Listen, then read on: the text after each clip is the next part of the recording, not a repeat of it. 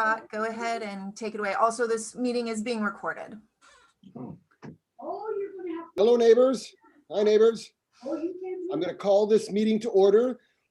We the people, Casa Conejo Municipal Advisory Council for the unincorporated part of Newbury Park in Ventura County. We're calling this meeting of the Municipal Advisory Council called the MAC to order now. And for our meeting today, Thursday, March 11th, 2021, I welcome all my neighbors. I welcome all of the staff members and our law enforcement specialists also.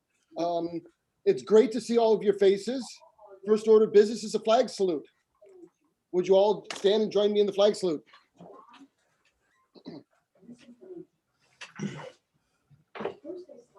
Pledge allegiance to the flag, United States of America, to the republic for which it stands, one nation, under God, indivisible, with liberty and justice for all.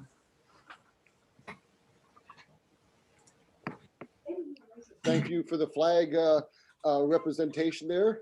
I appreciate that. We have a special moment. This happens only rarely when we add another member to our Municipal Advisory Council. We add Cecily Rock, who has visited us on the last meeting and expressed an interest, went through the application process, and will now be sworn in. So you two out there, we're looking for more MAC members. We're very much interested in having you participate in government.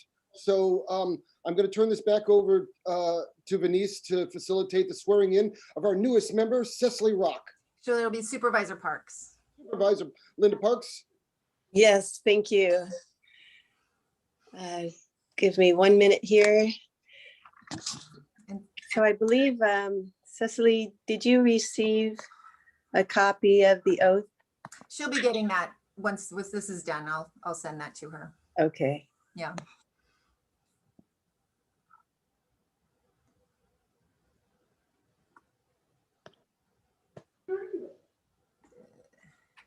Okay. Well, she doesn't say anything. She doesn't say anything. We don't talk.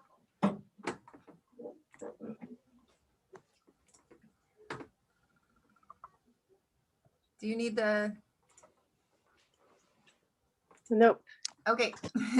All right. So Cecily, if you would, could you please raise your right hand and repeat after me?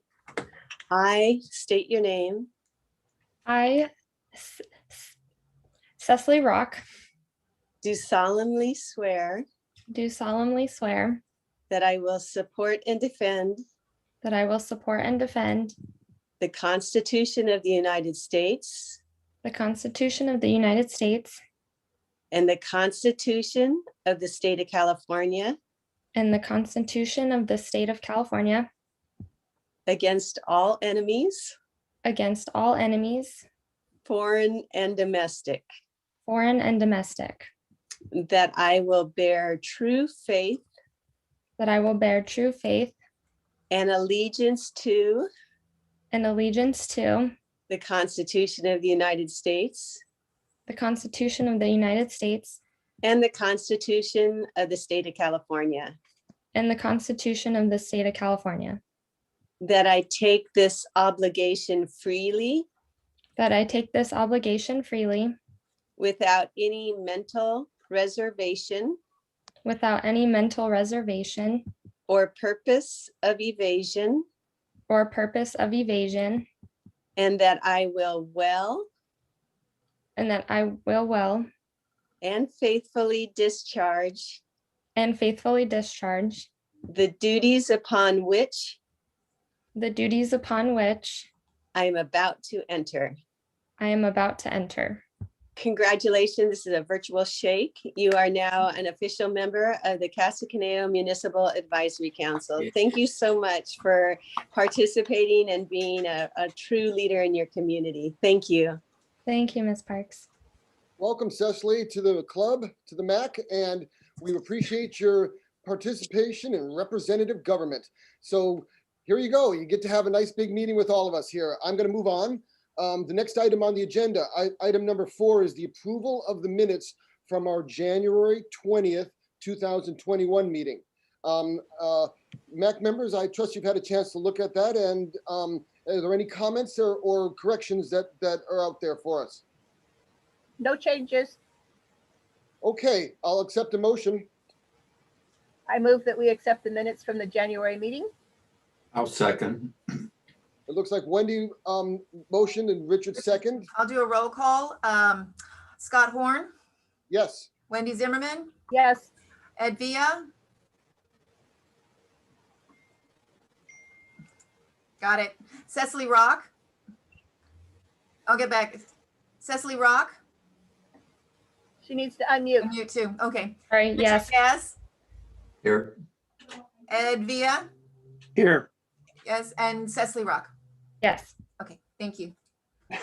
The minutes have been approved, and Thank you. we're going to move forward with the agenda review. I'm looking at the agenda. Were there any changes that we need to make to this agenda at this moment? None that I have.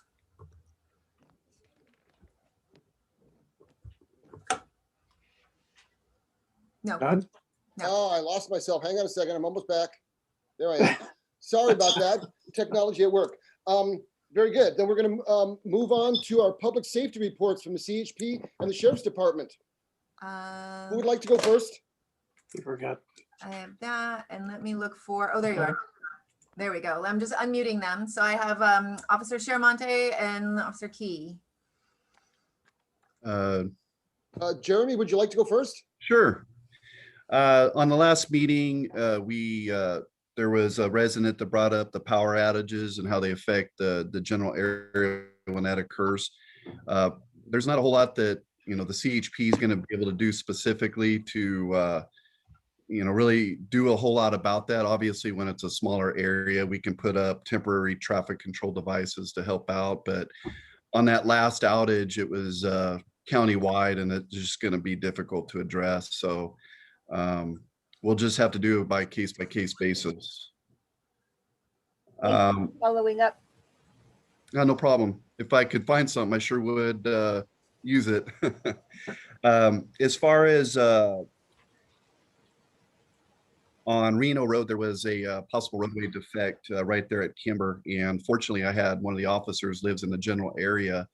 And he actually told me that there was nothing that he could see that we could do to that specific area to prevent any kind of collisions. I think you mentioned, Wendy might have mentioned that there was a collision where somebody ran off the road.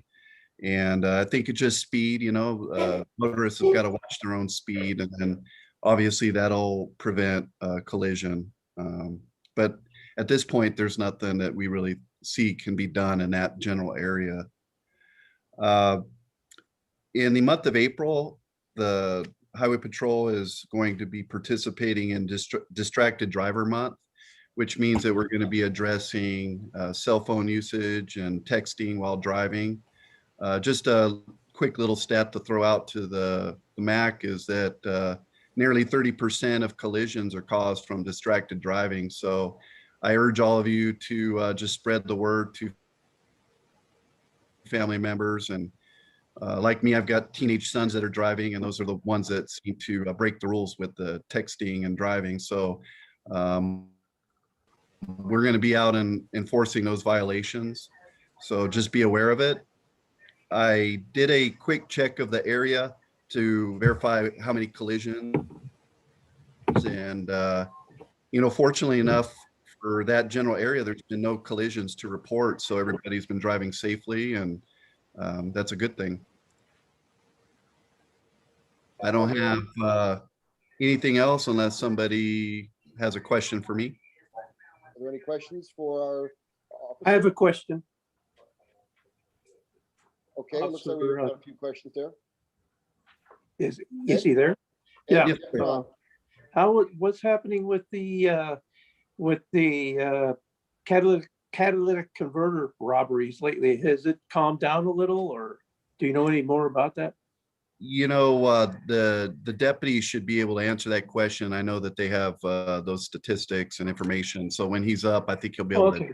Yeah. Sorry about that. Yeah, no problem. Thank you. Thank you. I see there's a Lynn Holmes, you have a question? On the corner,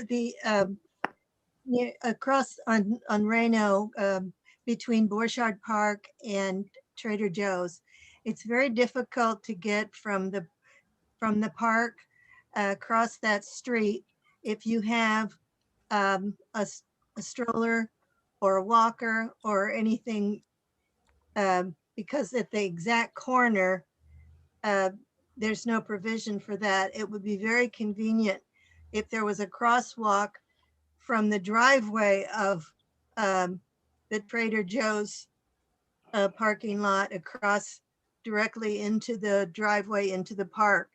That would be a good place for strollers and walkers and that sort of thing to be able to get between those places. If you check out the corner, you'll see it's not at all easy to get from the park at the exact corner. Thank you. Okay.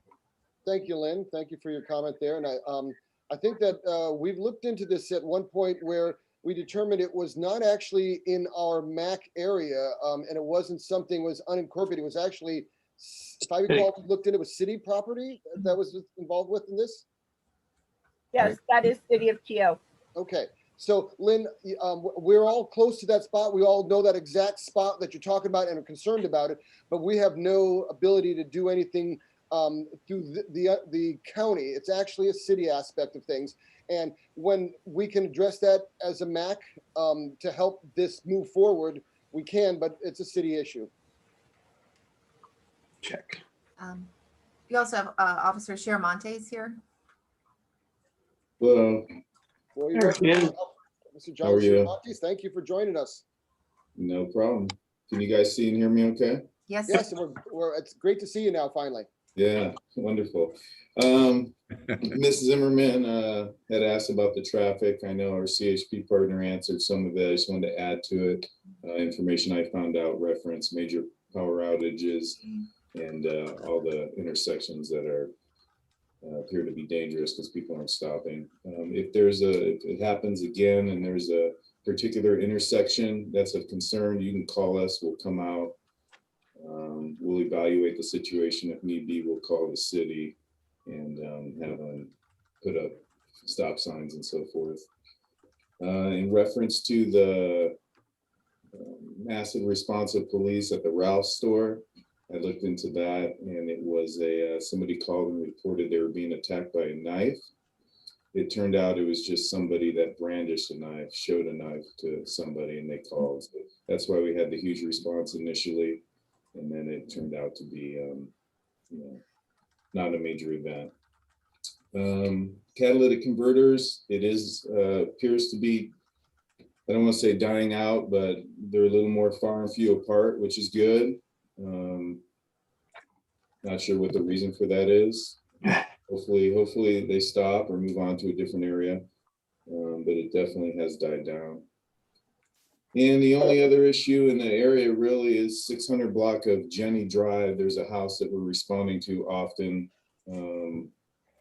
Family disputes, family restraining orders and so forth, taking up a lot of our time and resources, the family there. So other than that, I really don't have anything else of significance to report. If anybody has any questions, I'd be more than happy to try to answer. I see Wendy's hand up first. Wendy, would you ask?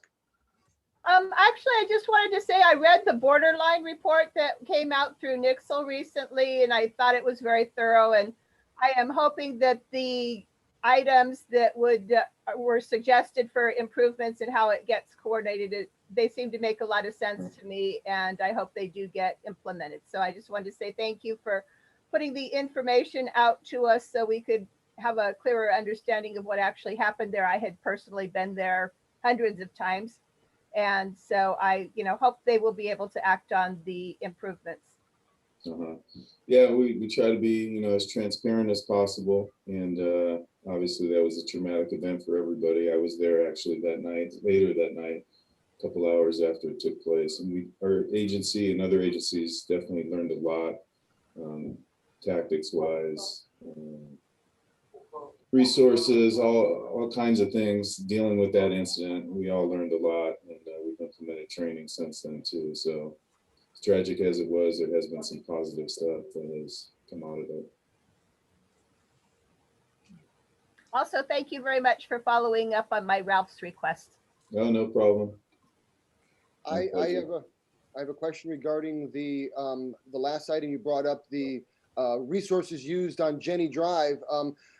Sunday morning, 10:15, leaving Borchard Park on Jenny at about just north of Lesser, 6 police cars. Is this what you're talking about? I can't say for sure it was that incident, but if they were on Jenny Drive, more than likely.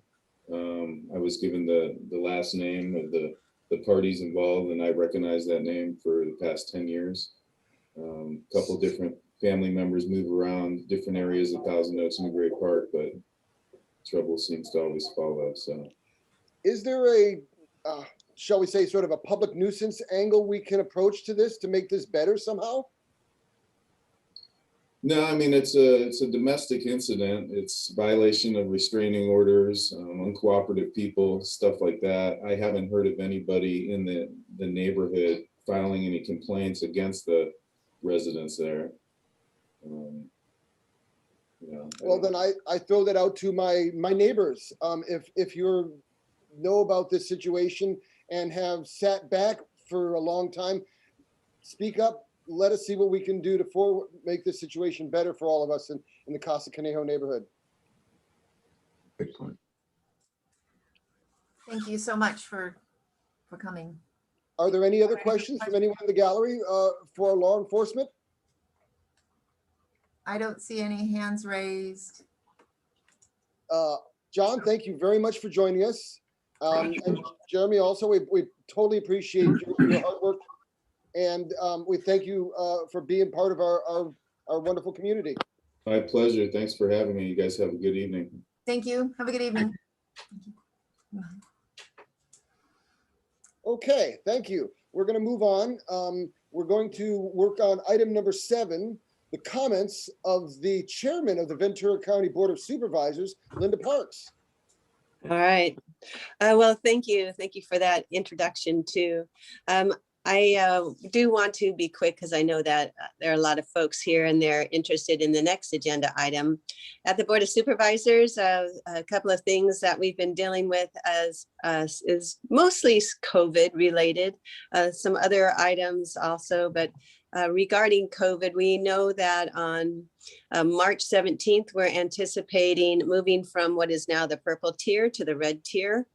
And March 17th, we'll be able, once we do that, to be able to open up to some measure, for example, I think 25% for indoor dining in restaurants and some indoor movie theater and other things that we haven't had for probably close to a year. So this is a nice progression that we are now seeing what Dr. Levin called the spotlight at the end of the tunnel because of the vaccine rollout.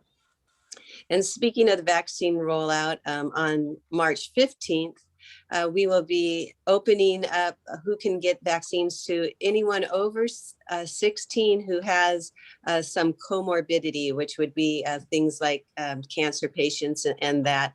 So if you haven't gotten yours yet and you think you might have one of those, you can go to VenturaCountyRecovers.org and sign up for a vaccine if you qualify, and they show you what the criteria are there. So that is great. We in Ventura County have close to 24% of all those who can get a shot right now have gotten one. And so I think statewide, it's only about 18%. So we're happy to see those numbers increasing.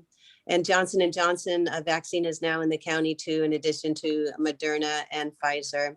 So looking forward to just a matter of weeks now as we open and as more people are getting vaccinated.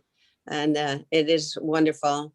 Right now, also, in addition to people 16 and over with those comorbidities, first responders, educators, essential workers, they too can all now get vaccinated. So I'm glad to see that. And we have vaccine sites pretty much in every area of the county. In Thousand Oaks, it's over at the Global Senior Center. So we're trying to make it as accessible as possible. We've also focused on what we must, which is those who are hardest hit, which is in areas where you find the most COVID. We are now putting the most vaccine. That helps us not only because it's the right thing to do, but it also will help our county numbers countywide. So we will be able to more quickly move through those tiers and open up our economy. Our board's just approved more business grants available. People can apply right now if they have a business of a small business of, I believe it's over 2.5 million or less is your business. You can qualify for some business grants to help hold you over until we are able to open up the economy. I know that tonight we have before us a presentation coming up next with the City of Thousand Oaks. It's going to be, they were nice enough to come. Their staff are here to present on their general plan update and the different land use alternatives. I know that they have been really trying to do great outreach so that they can get the public's input on this. And I know if you saw the acorn today, you know, there were several letters of people really wanting to make sure that their input is heard. And so it's nice that they are coming to our MAC so they can hear from you, the staff can hear from you, but also importantly, you can hear what they have to present to you. So I know we have Kristen Rice and Michael Forbes with the City of Thousand Oaks staff. And then I'm very nice and generous of her time. Our mayor of Thousand Oaks, Claudia Bill de la Pena, is here also. I know that she is also very interested in getting public input. And I would ask if perhaps she would like to make some comments too. That might be appropriate as you kick off this presentation. So thank you very much. Thank you very much, Supervisor Parks. Thank you very much for your invitation for this evening's MAC meeting of Casa Conejo. As was already indicated, we, the council and the City of Thousand Oaks, are undergoing something that really has not happened in the city for a few decades, namely redoing our general plan. We need to look toward the future, and we need to make sure that we provide all the necessary housing that the corporations such as Amgen and biotech and other corporations need in order to thrive here in Thousand Oaks, major employers. But also at the same time, we need to make sure that we provide affordable housing. And when I say affordable housing, I actually do mean low-income housing. Low-income housing is not really what it used to be, in the sense that there was a negative connotation attached to it. Low-income housing in the county of Ventura in 2021 is a family of 4 making over $90,000 a year. You have to think about that. So when we talk about low-income housing, it is a family of perhaps a teacher, a deputy, a firefighter. Is it fair to call it low-income housing? No, it's not. Not at all. What it is workforce housing, and we need to make it available really to everyone. We also have a lot of people living in Thousand Oaks who are providing valuable service in our service industry. And these people are living with a family of 4 or larger in 1-bedroom apartments, actually renting a room in a 2-bedroom house perhaps, or renting space in someone's garage. And we really need to provide humane housing to everyone. So we're talking about humane housing, low-income housing, affordable housing. This is something that we have a moral responsibility to do, yet at the same time, we are dictated by the state of California and by primarily Northern California lawmakers to make room for excessive housing. And there is really a balance that needs to be struck, is between preserving what we know is the quality of life in Thousand Oaks, including the natural surroundings and the environment, coupled and balanced with the need for, as I said, workforce housing, perhaps condominiums to help families get basically to build equity. And we undertook this path more than 2 years ago to hire a consultant to help the city guide through that and through this process, and also to help with all of the mandates coming down the pike from the state of California, which I feel personally is an overreach. Unfortunately, under the California Constitution, cities have to abide by that. I am not really happy with what's coming down at all from Sacramento, very much against it. Nonetheless, here we are with unfunded mandates. And so really the balance that needs to be struck is between preserving what we know as Thousand Oaks and yet providing housing for the future. And how do we do that? We are now conducting surveys and we're asking for you, the public, to give your input through the city's website at www. Have they considered other sites? What other sites have they considered for this? I don't know. Oh, where are we? Can you? Richard's got something going. Turn him off. Oh, okay, sorry. I think that was a personal. I'm not quite All right. ready to do questions yet. I'm No, still in yeah, my- I think that was, yeah, sorry. No, it's quite all right. And so what we're asking you, the residents, is to give us feedback on those 3 land use maps that were revealed, I believe, to the public on February 2nd. We are on a deadline. We have to present our general plan housing element by October, November of this year, which doesn't give us enough time really to delve into everything. Nonetheless, we did expand a window of opportunity and feedback for the residents. We have 3 land use maps that were made available, as I said, February 2nd. And from my own experience, these land use maps caused quite an uproar in our community because they do include possibilities of 7-story buildings and excess or ultra density of 60 units, 65 units per acre. Nothing like that has ever happened in the city of Thousand Oaks. So I want to say that alternative 1, 2, and 3 are really not going to be what will be approved in the end. I think we've received enough feedback to tell us that the residents are really in an uproar about this and really care about preserving our quality of life and the scenery around us. So I'm thinking we're looking at an alternative 4, something that is a blend of all 3 alternatives. And nonetheless, we are asking for your input until March 15th, and this will be then going to the Planning Commission, I believe, on March 29th. And there will be more opportunities for public input at the Planning Commission level at least twice, and then at the council level at least twice. And that's it. Mayor Bill de la Peña, thank you very much for joining us and give us the intro. Shall we turn it over to Planning Department now and save questions to the very end, or how do we want to proceed? Yeah. Very good. Okay, we're going to move on to the presentation of the City of Thousand Oaks general plan updates and land use alternatives. We've got representatives from the City of Thousand Oaks. I'm going to let Venice introduce them and start us off. So Michael, you have a PowerPoint, I believe. So I do, yes. Michael Forbes is here from the Planning Division and also Kristen Rice. I'll unmute you. And you have the ability to share. Okay, great, thank you. Michael, thank you. Kristen, thank you for joining us. We also have with us tonight 3 more members of our general plan team. Okay. Ian Holt, Kari Finley, and Tabitha McAtee are also here with us. They're all with the City of Thousand Oaks and working on the general plan with me. I can unmute them if you'd like. That's okay. If we can, when we get to questions and answers, okay. I'm doing the presentation. Got it. Okay.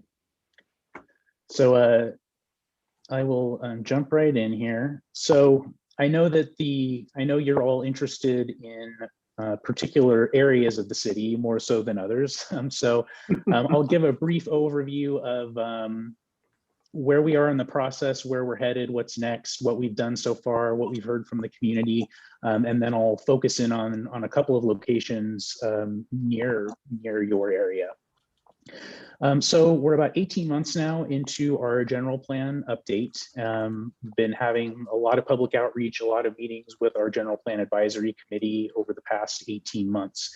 The point that we're at right now in the process is focusing on the land use map, which what's up on the screen right now is the map from our existing plan. It's one piece of the general plan. It is certainly not all of the general plan. There's a lot more to it than this, but it is really the centerpiece of the general plan because it lays out how every property in the city can be developed and the density that it can be developed at. So a lot of attention focused on it. And this really dictates, what the city is going to look like over the next 25 years and beyond. So the first step that we took in the process was looking at this map and seeing, this map has been largely unchanged since 1970, since the original general plan was adopted.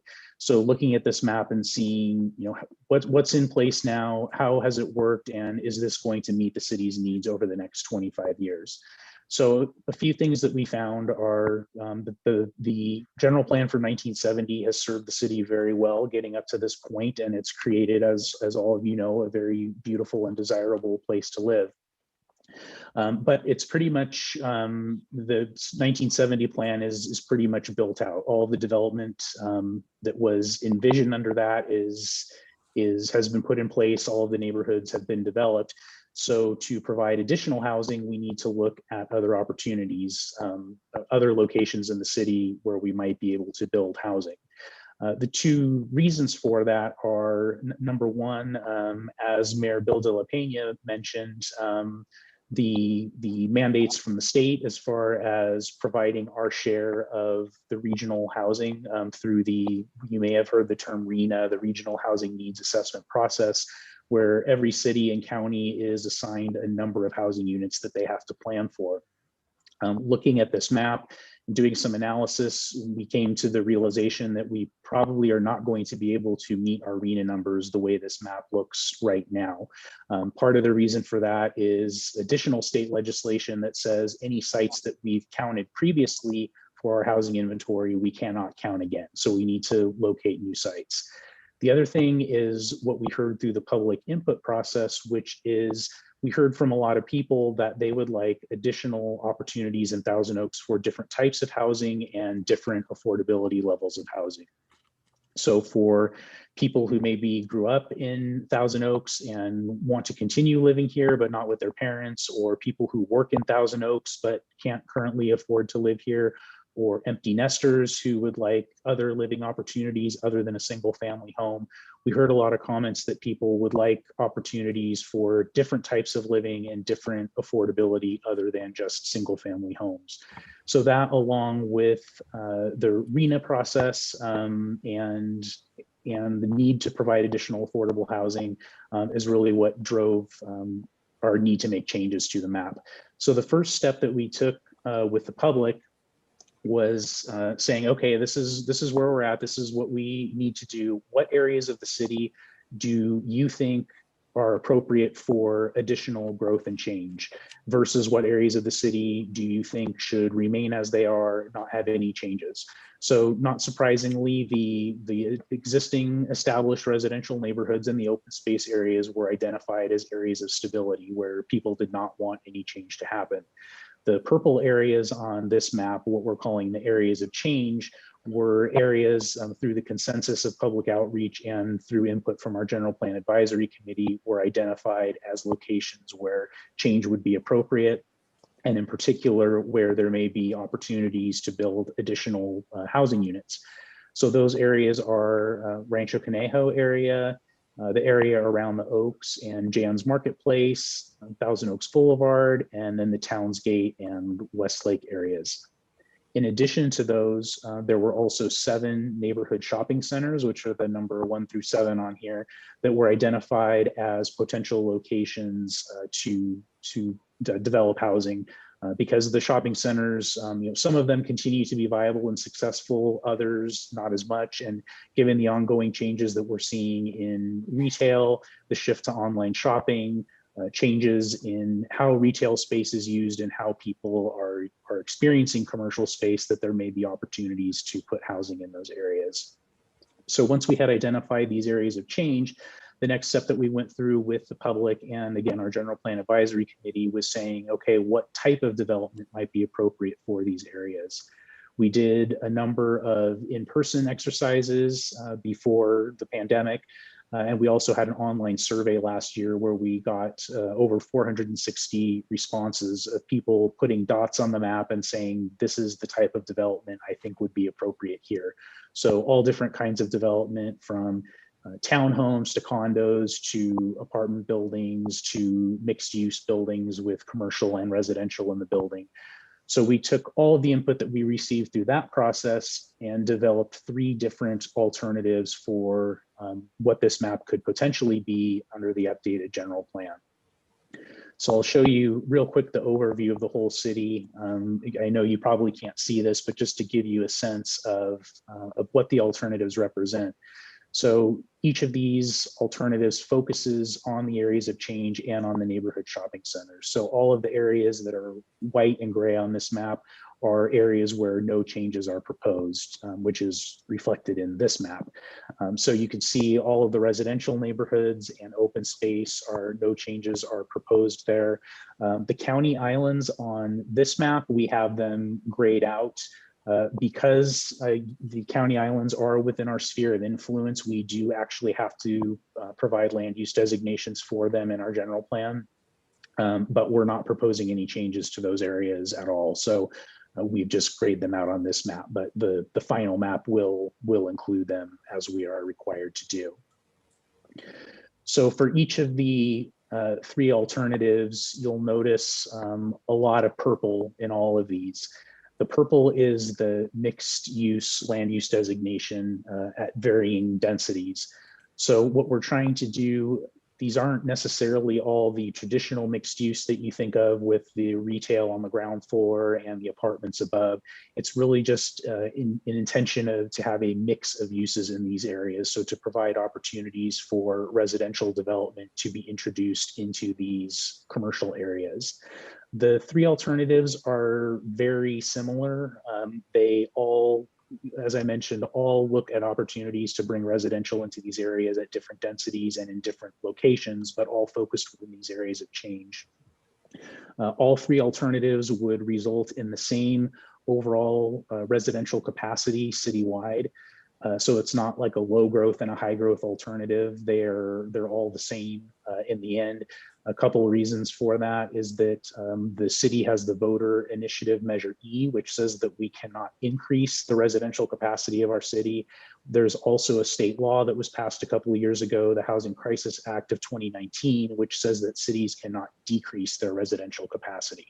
So the exercise that we have gone through is taking the residential capacity from existing neighborhoods where the public has said that they don't want any more development to happen, but there is still residential capacity there because the neighborhoods were built at a density lower than what the general plan allowed.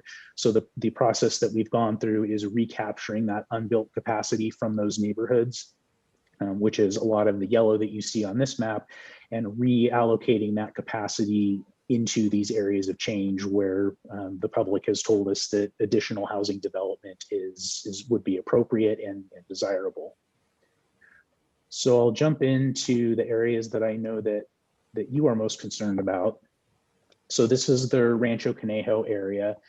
The consensus that we heard from the public outreach was that there was a desire to introduce housing into this area. So what we did with the alternatives was look at different densities in different locations within this area where housing could potentially be placed. The idea that this is a job center, a lot of industrial and jobs in this area, and having housing nearby to support that and provide an opportunity for some of those employees to live near where they work. So these pages are directly from what we're calling the briefing book, which is available on our website, which goes through each of the alternatives. And they have pictures to represent, keyed to the numbers here, as to what type of development could potentially go at those locations. Doesn't mean that that's exactly what it's going to look like or that's what's required. These are just conceptual ideas for what could potentially go there. So under the first alternative, looking at possibly introducing some residential mixed-use development along Lawrence Drive.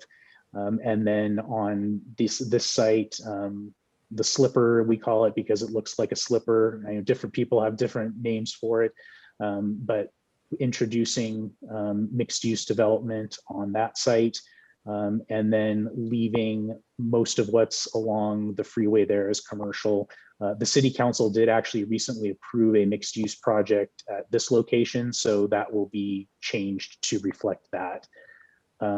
In the second alternative, again, bringing in a lot of mixed use, but looking at doing it a little bit differently. Rather than on Lawrence Drive, spreading it out into the area here where Target and Home Depot are, looking at opportunities to put housing there. And then again, in this area, although at a lower density, the lighter color represents the lower density, and then spreading it out through this commercial area. And then finally, yes. Can you enlarge this map a lot more so we can see this much closer up, please? Sure. Oh, good. Oh, good. There you go. So here, I'll go back to, this was the first alternative. So mixed use along Lawrence, and then alternative 2, mixed use in this area here, and then to alternative 3. So alternative 3 is what we're referring to as the jobs focused alternative. So what it does is it still has the same amount of residential, but it proposes it at higher densities in more concentrated locations to allow for more commercial and industrial land to remain in other areas. So in this alternative, there's no mixed use proposed on the north side of the freeway. That would all remain commercial and industrial. But additional residential mixed use on the south side of the freeway, again, at this location. So all 3 of the alternatives, I know a lot of people are interested in this site. All 3 of the alternatives as currently proposed would propose a mixed use designation on that site. I want to emphasize that part of this process is that this is not necessarily what staff is, or our consultant for that matter, are advocating for or recommending. These are ideas that we're putting out based on what we think we heard through the public outreach process. So this is everyone's opportunity to tell us if we got that right or if we got that wrong, or if there's other alternatives you think are more appropriate. As Mayor Bill de la Pena mentioned, this is not going to be a all or nothing, pick 1, 2, or 3, and that's it. We envision that what ultimately is adopted is going to be some mix of the alternatives. The process that staff is going to go through is taking all of the public input that we receive through the survey and through other online input and all the emails that we've received through March 15th, and take all of that information and come up with what we're calling a preferred land use alternative, which will be some combination of the 3 based on the input received. That will then be presented to the General Plan Advisory Committee and the Planning Commission for their review and recommendation before ultimately going to the City Council for its review. We're also going to do another survey toward the end of April and early May, where the preferred land use alternative will be out and available for public review at that time. And we will have another survey focused on just that preferred alternative. So rather than having to consider between 3 different options, we'll be seeking comments just on the one proposal. And then I also wanted to show you, because there is one near you, through the public process, they also identified these neighborhood centers as potential locations for housing development. So the one nearest to you is at Reno and Orchard, number 2 on the map here. So the alternatives that are proposed for these centers are independent of the other alternatives, and basically just look at 3 different options. Alternative 1 for the center would be not necessarily converting the entire center to residential mixed use, but being more strategic and saying which portions of the properties or which corners are appropriate for residential and which need to stay commercial. Alternative number 2 is just leave it as it is, leave the whole thing commercial, no opportunity for residential. And then alternative 3 is more of a change the entire thing to mixed use and leave it up to the property owners to decide where the residential would be appropriate. Okay, so let's be clear that we're talking about the Trader Joe's Center. Is that what we're as residents, that's what we tend to call that location? You gave it a cross street, but are we talking about the Trader Joe's Center? I believe that's where it is, yes. Okay, okay.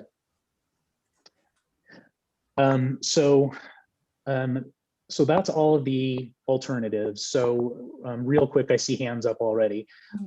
Real quick before getting into the questions, I wanted to make it clear that the general plan, as you may know, is a high-level policy document. It is implemented through the zoning code, which gets into much more details, looking at setbacks, building height, articulation, buffering from residential neighborhoods. Those kinds of things can all be addressed through the zoning code. They can also be addressed through policies in the general plan. So, for example, if there's concerns about this site, and what does it mean to make the whole thing mixed use, does not necessarily mean that what we're envisioning or what would go there is the same height and scale of development across the entire property.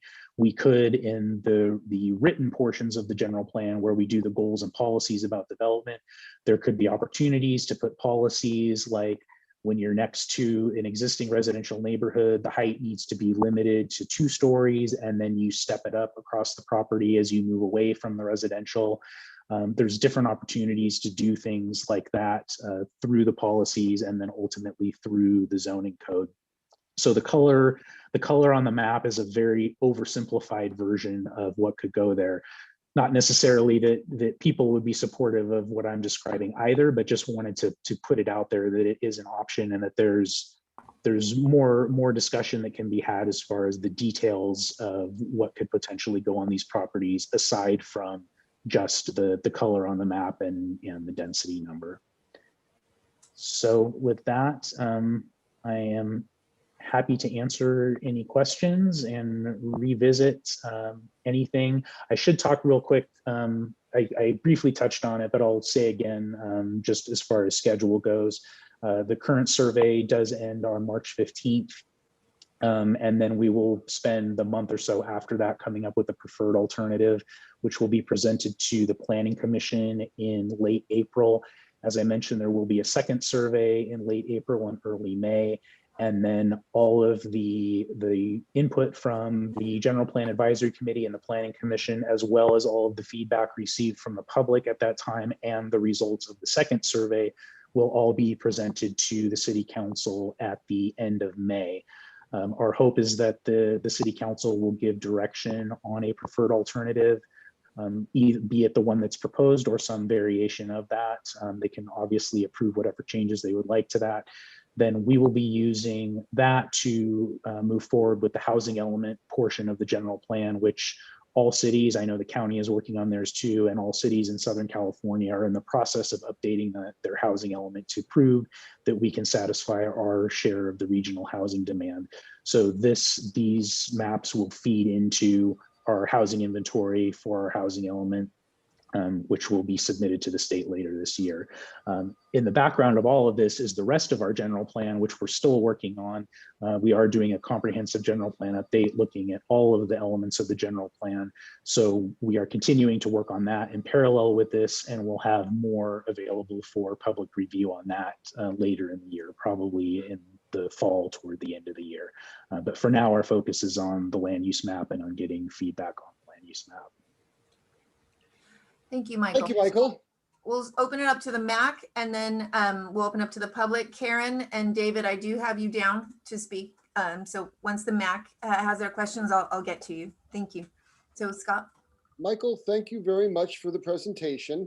I'd like to start the conversation with a historical perspective, as obviously the MAC will deal with that little slip of land that you call the slipper, because that one actually is impacting and in direct proximity to the Casa Conejo neighborhood.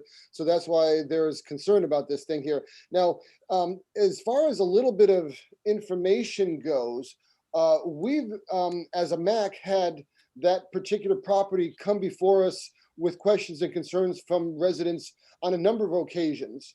There was potential development over the years of that particular place. Now, we're going to call that the wetlands in today's meeting, because that's how the people in Newbury Park tend to think of that particular thing.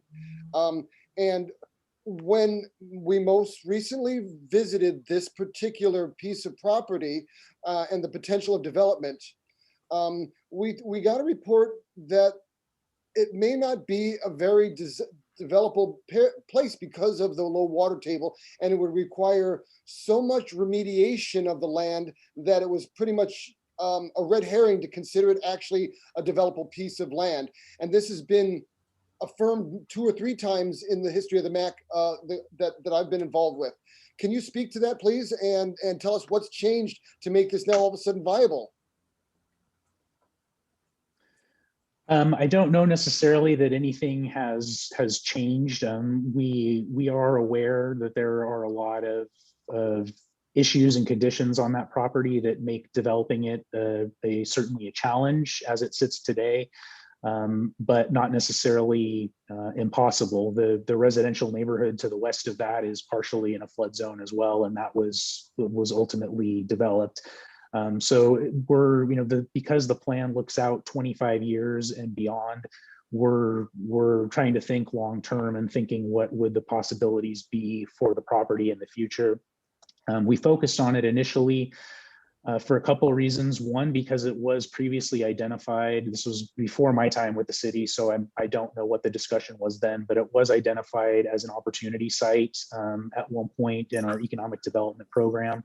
And then we did, through the public process, we received a lot of feedback from people that there was a desire to have residential in proximity to Rancho Conejo to support the employment there. And this is absent the other conditions that you talked about, this is a great location because of its proximity to Rancho Conejo. So, that was our thinking on that, and that, because of the long-term nature of the plan, that we didn't want to preclude things from happening there in the future if there was an opportunity for that. Okay. Other MAC members, questions for our representative?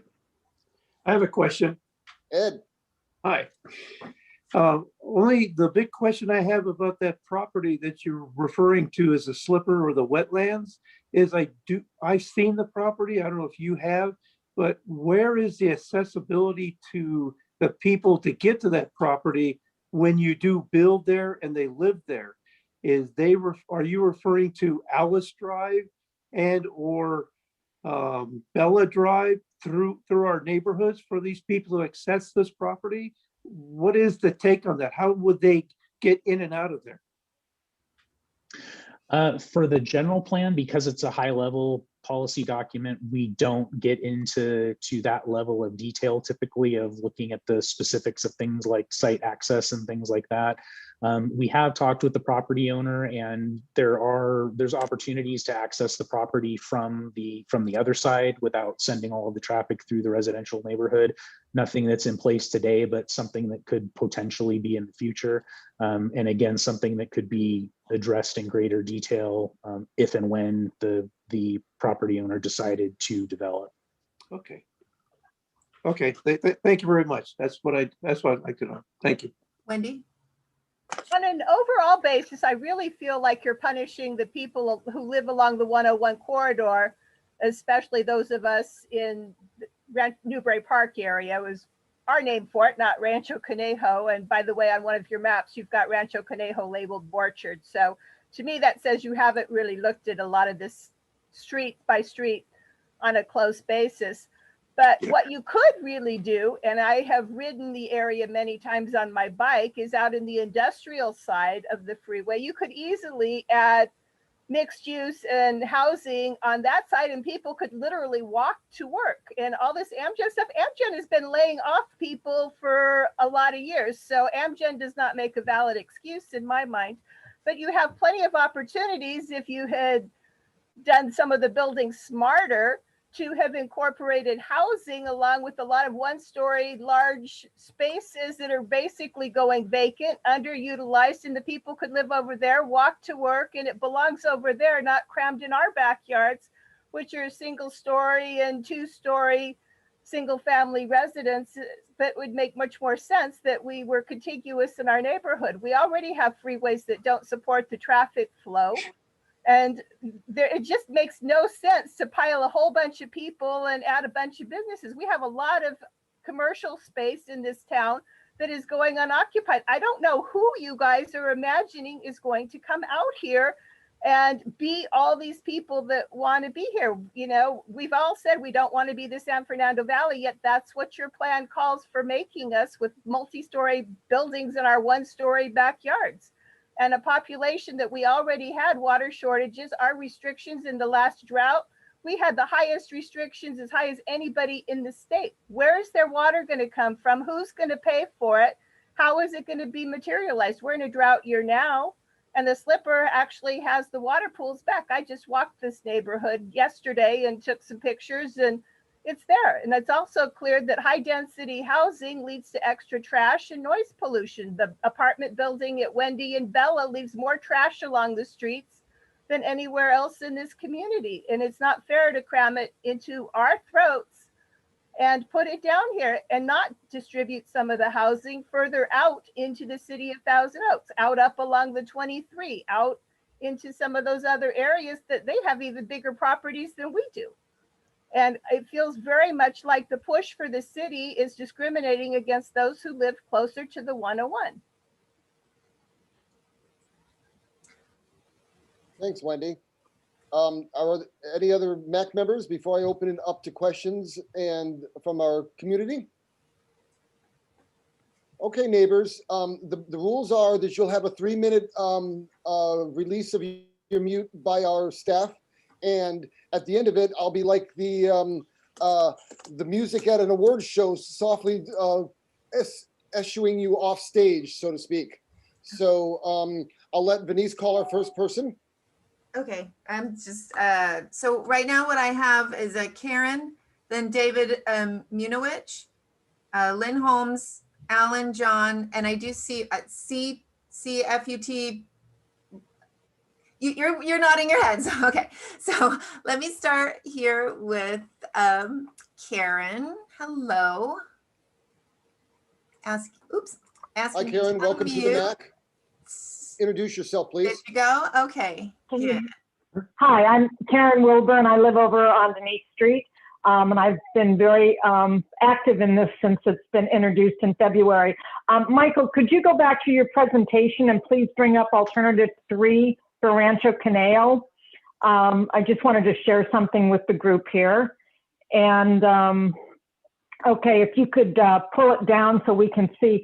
What I would just like to point out to the group, I realize this is very high level, but if you look at where the number 4 is with the light purple, and then the rest of the purple to the right of that, I'd like to point out that that represents almost 80 acres of land that is being identified as potential mixed use.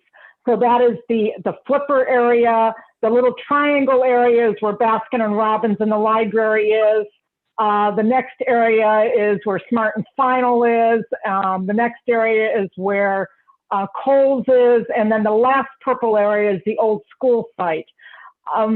When you do strictly math, and I know it would never be built to this level, I know that, but if you do strictly math at the density levels, you're talking possibly 2,700 housing units. That's more housing units than we have in all of Dos Vientos, over 2,600 acres. So I just want everyone to realize the expansiveness of what this could potentially look like, even though it would never be built out to that level. So I'm back with Wendy. Why is Newbury Park being, really, this seems to be crammed into Newbury Park here. So that's just my little speech. My question, and I don't know if Claudia is still on the line or not, but my question is, I know that we have to look towards the future, and part of this land use is trying to prepare for the next 25 years. But in view of the fact, as Claudia put it, Sacramento is overreaching. Are we not afraid that once we put these land use in place, that our hands could be tied for the next 25 years and we might not be able to take back what we've given? So why not do this in steps? Why make these massive changes now? Why can't we make a little change now and a little change in 5 years from now? Why do we have to do it all in one gobble? Thank you, Karen. Sure. Michael, you got something for us? Or did. I can answer. Okay. Did you want me to answer that? Yeah, speak to the density. Well, to address the issue of why we're doing it all now as opposed to piecemeal. Yes, please. Yeah, that's a valid point, and that's a policy question for the city council. What we as staff are recommending, because again, going back to, because it's a 25-year plan that looks far out into the future, what we are proposing right now is taking it all, making all the changes at once that would be foreseeable over the next 25 years and beyond. But that is not what the city council has to do.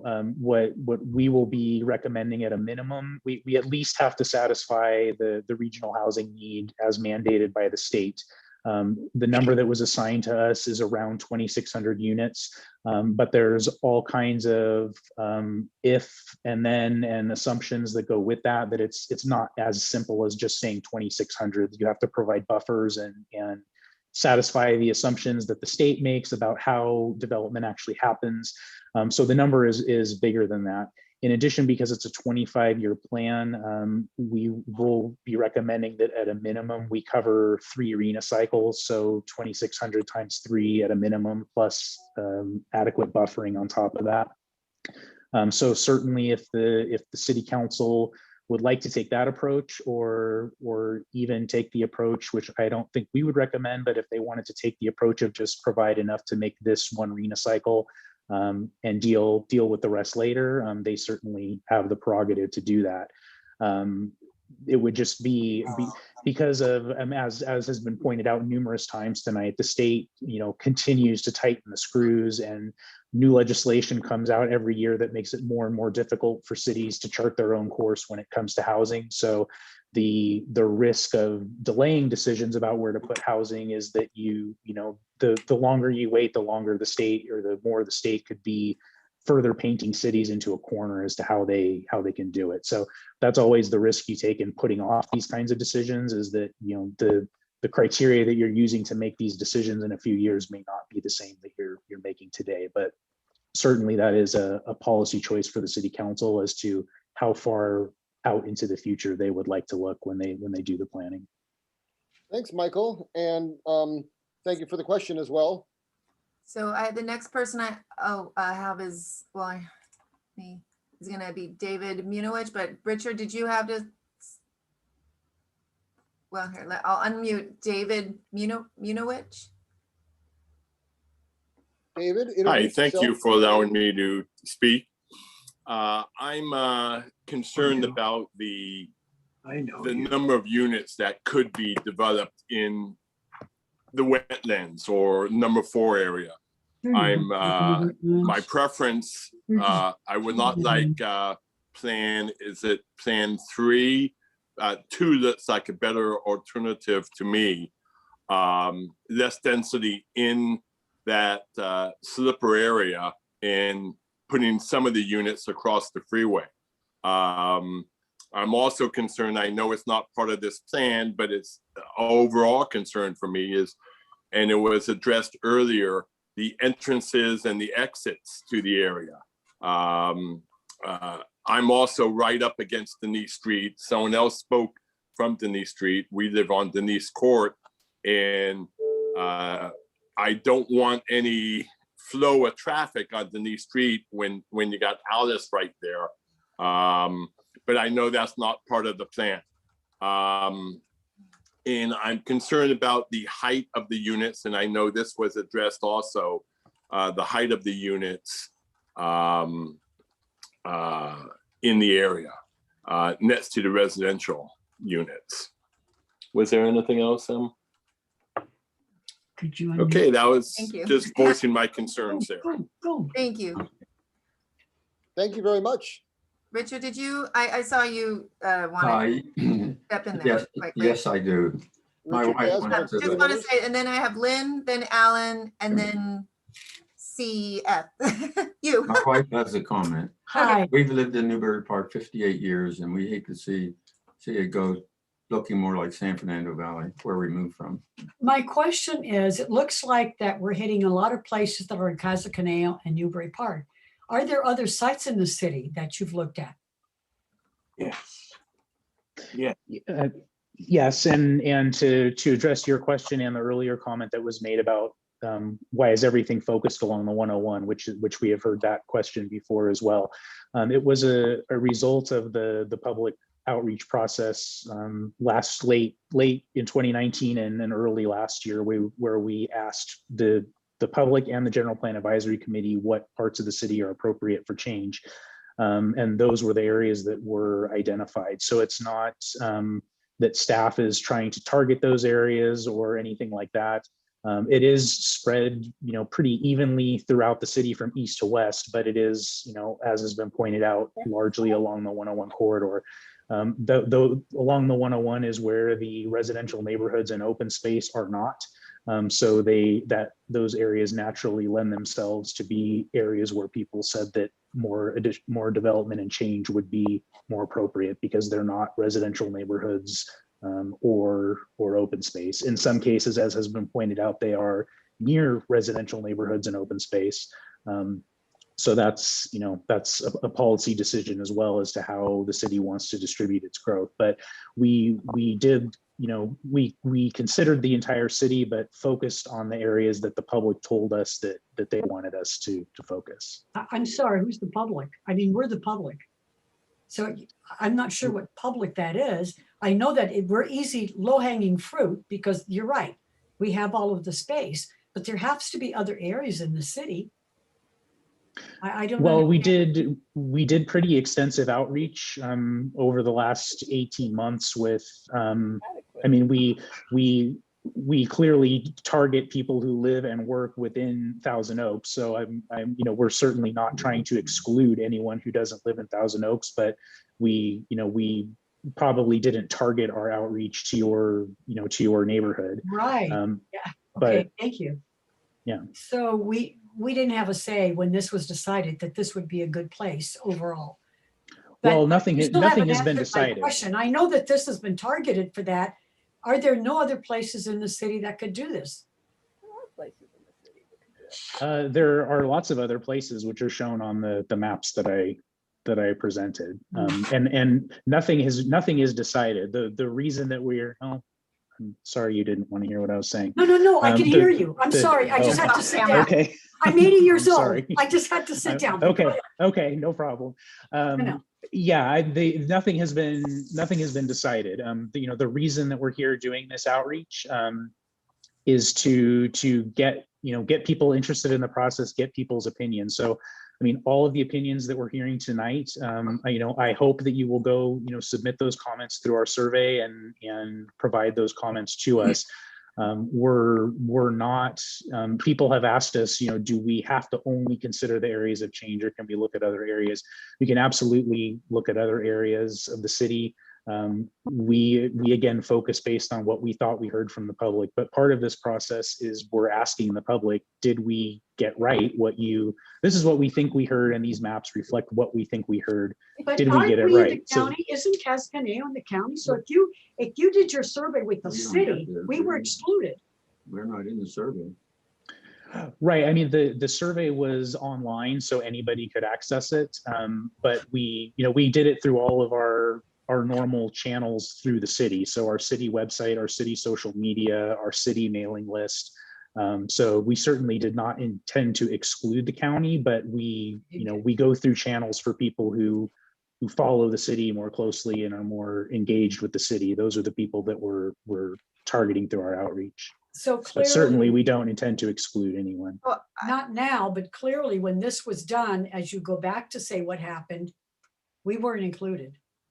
We were in the county and we didn't have any say when that was said as to where this should be years ago. Isn't that what you're saying? Or when this original plan was a while back? I'm sorry. I just wanted to bring that point up. I didn't mean to be rude. I just had to sit down. No, not at all. I'm So I sorry. wanted to hear it. I could hear you. No, right that there. was, I So overreacted. thank you I for the apologize for explanation. I that. just wanted to get some clarification on that. Thank you. Her hearing is good. I'm gonna unmute Lynn Holmes. I have a couple of very short, Go ahead, Lynn. I have a couple of very short things to ask. One, I need that website repeated. It was, there was conversation over it, so I didn't get to write it down. Two, I want to sort of say, yeah, I agree with Wendy. I loved her speech. And the other quick thing I wanted to ask is there's a little area, I think it's for senior citizens, but it's just west of the post office that's north of the freeway, that newer post office. And I've been out in that area a bunch of times because I mail letters. And I'm just wondering if it's ever thought of that they would have a coffee shop or something near there. It'd be great to have a little coffee shop out there. And the other thing, just quickly, is the freeway crossing that's been talked about as being for wildlife. Is there any part of the plan to include anything about that? That's Thank you, it. Lynn. All right. Well, I think I already know a little bit about the wildlife thing. That is being funded privately and has nothing to do with what we're doing. So we'll just set that one aside. Oh, Okay, we're gonna, thank you for Wendy, that. you're not muted. The wildlife meeting is starting at 6:30 tonight for COSF, and I'm supposed to be there. So if I could kind of get through a couple of quick items, if you'll forgive me for doing that. One, as a person who went through all of the TO visioning 50-year stuff, I was on Joel Price's committee dealing with Parks and Rec and libraries and public safety and many other issues. And some of what I brought up at those meetings did get incorporated into that plan. And a person who has also been working with the county on their 2040 plans.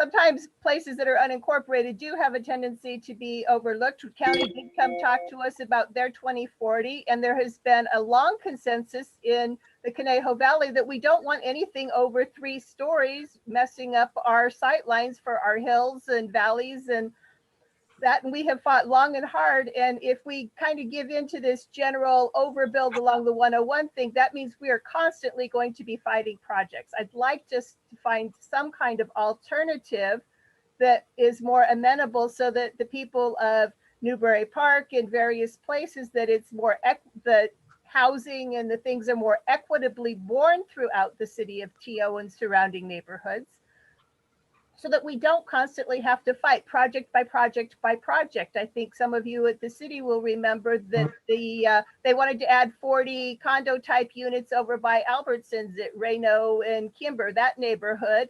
And the people fought really hard and that got nixed. We have, battled long and hard over many things. We don't have adequate ingress and egress. We don't have adequate public transit. There's a lot we don't have to support multi-story, high-density projects. And to me, high density is more than, say, a good-sized 2-story apartment building to me. And the noise pollution and stuff. And you got to remember that we are also not that far from where our food is grown. If we're sending a bunch of pollution downstream and so forth to where our food is grown, we've got big problems. And we have to look at the ecosystem on a broader basis and really take into consideration what can be done and be more thoughtful in our planning. To me, a lot of this is disrespectful of the people who live here, our values, our suburban. After all, it was not that long ago I got off the 101 freeway at Wendy and saw horses grazing instead of Target. So we are that. We have come here, we have paid the premium prices, and yes, we have to accommodate some more people.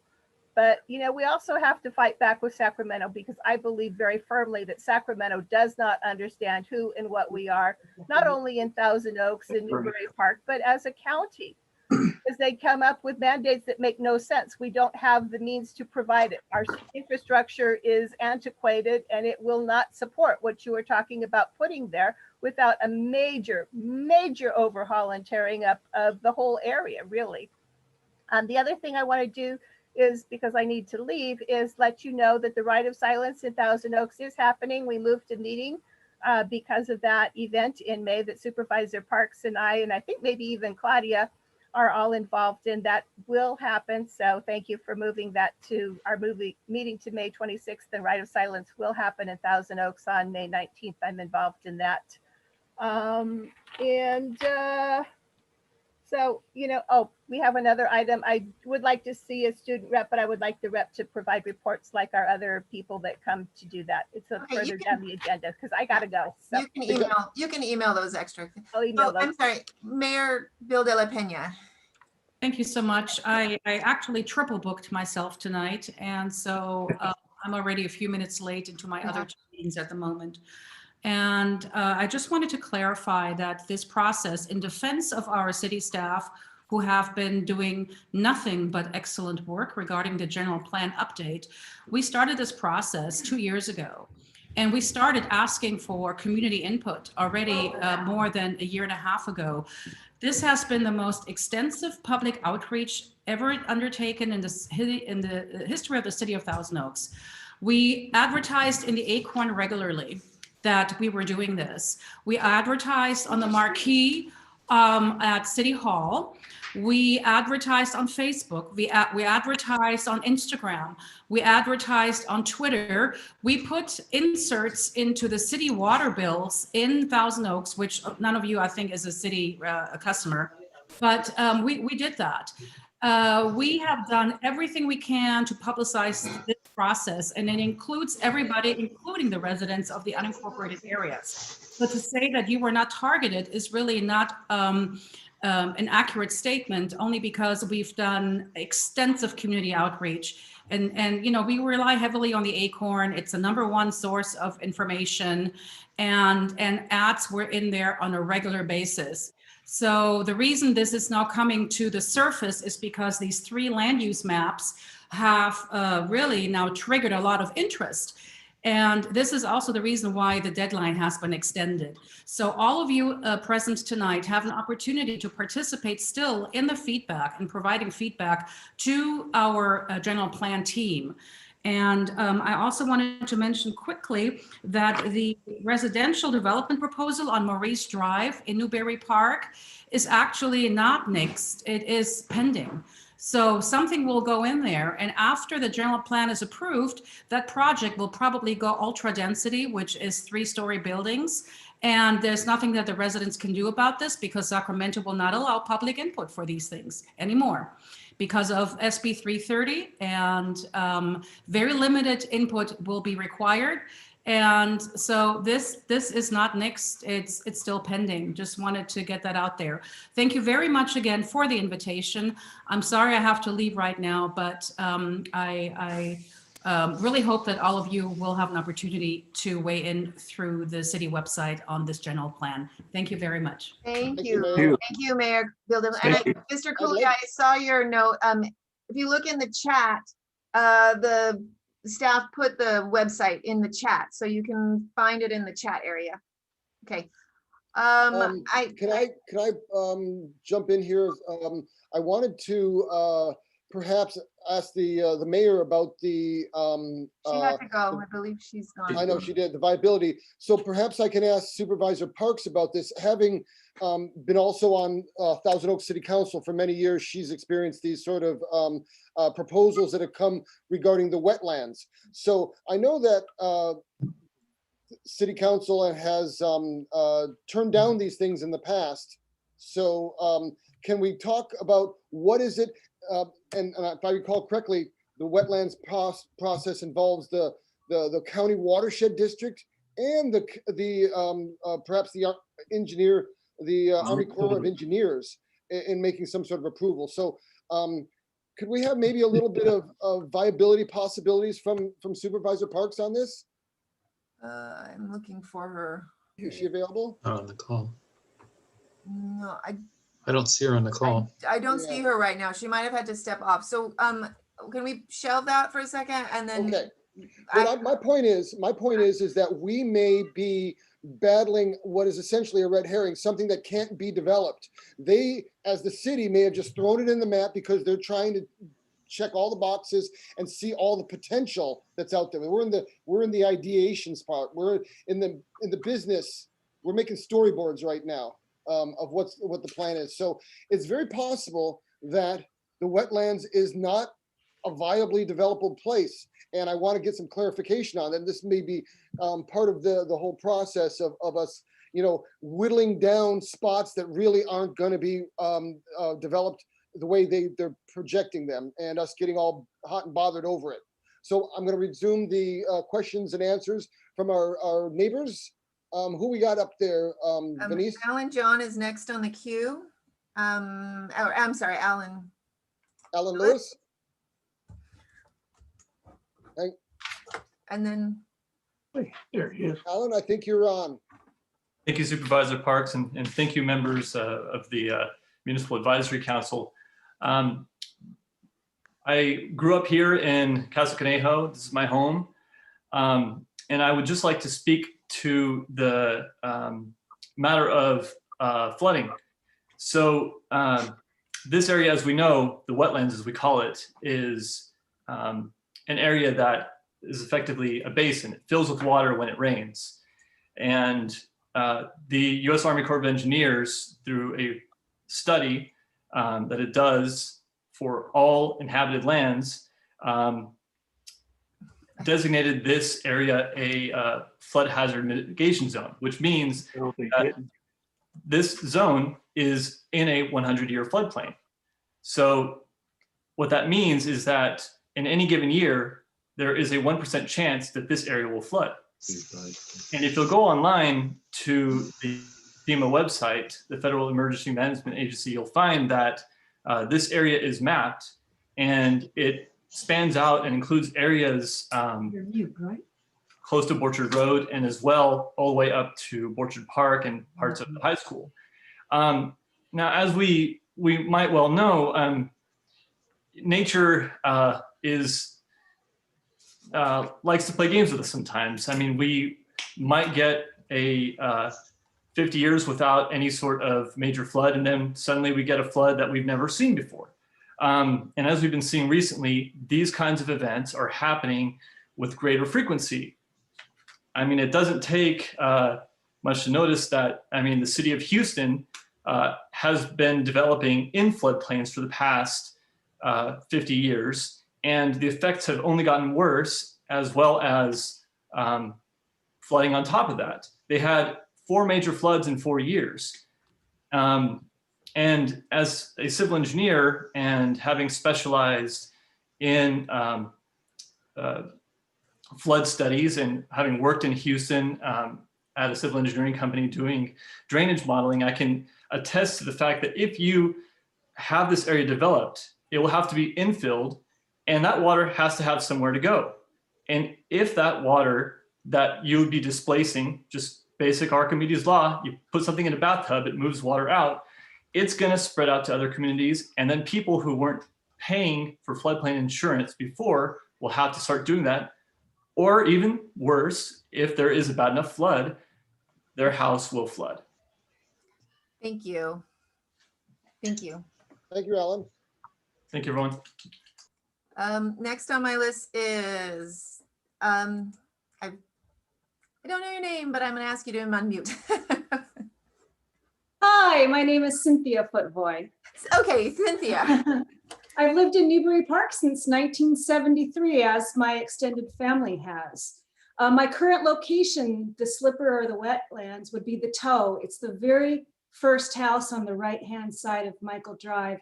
My backyard is the wetlands. To the right of me is Baskin Robbins, and my front yard is the Alamo Bar parking lot.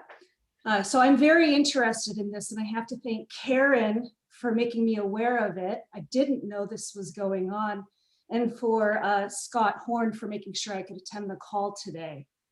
I wish Claudia hadn't gotten off the call so quickly. I understand this might be running longer than you normally go.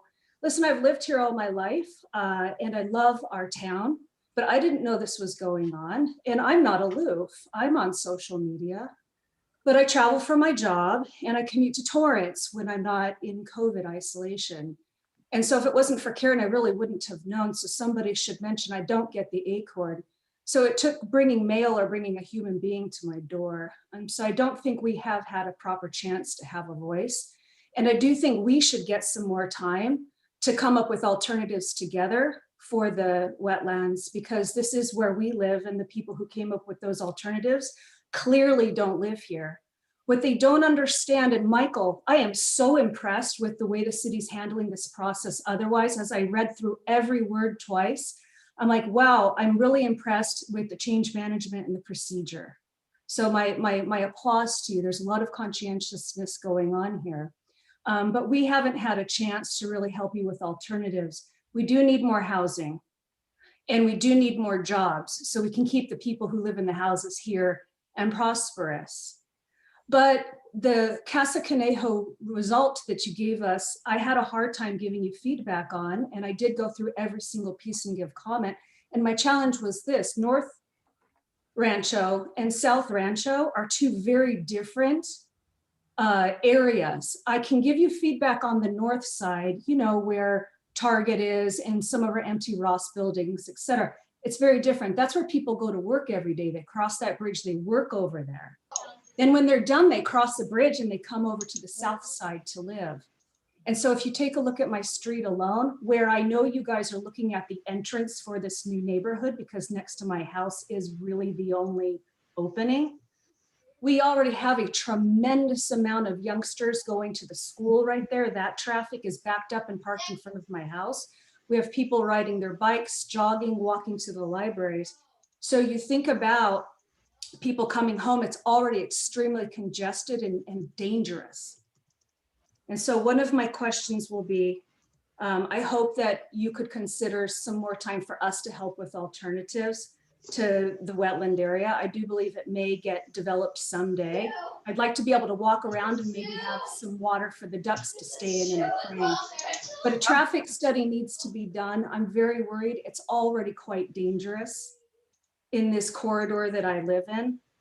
And then the last piece I'm wondering about, besides the traffic study, is my family didn't know this was going on, and we all live in the areas near proximity, clearly me especially. They didn't know about this either. So I'm wondering, is there going to be enough time for us to find a way to give them a chance to be made better aware as well? Thank you, Cynthia. Thank you, Cynthia. But all in all, thank you very much. This is a very hard task we all have in front of us. Thank you.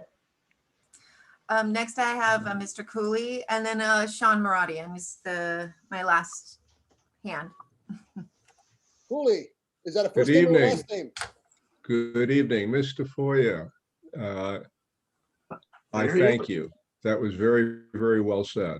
I really mean that. Mr. Forbes, I applaud the work that you have done. We do receive the acorn. We do read it thoroughly every week. And I don't recall any such ads. I'm sure that there were. I mean, I must admit I could have missed it.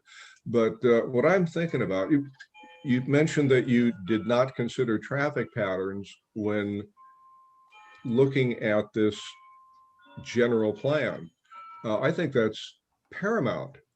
I look back a few years, probably a couple of years maybe, before you were here. You said you're a relatively new resident. I recall when the city was planning Dos Vientos that, oh, there will be no negative impact on the traffic patterns in Newbury Park. Besides that, we are going to provide them with their own freeway access. Well, that certainly didn't happen. And there was not a negative impact on the traffic patterns in Newbury Park. It's been a disaster. The Wendy Thruway, for lack of a better term, has gotten worse and worse. Borchard, those of you whose homes back up to Borchard, I pity you. I really do. All of these things have to be taken into consideration. I know that Sacramento really doesn't care a whit about us. They just have their numbers to check off. And I hope that you are able to extend the deadline for input so that you can get response from our neighborhood. Thank you. I'm sorry about that op-ed, but I had to give it. Thank you, Mr. Cooley. Thank you. The last hand I have up is Mr. Maradian. I've asked you to unmute.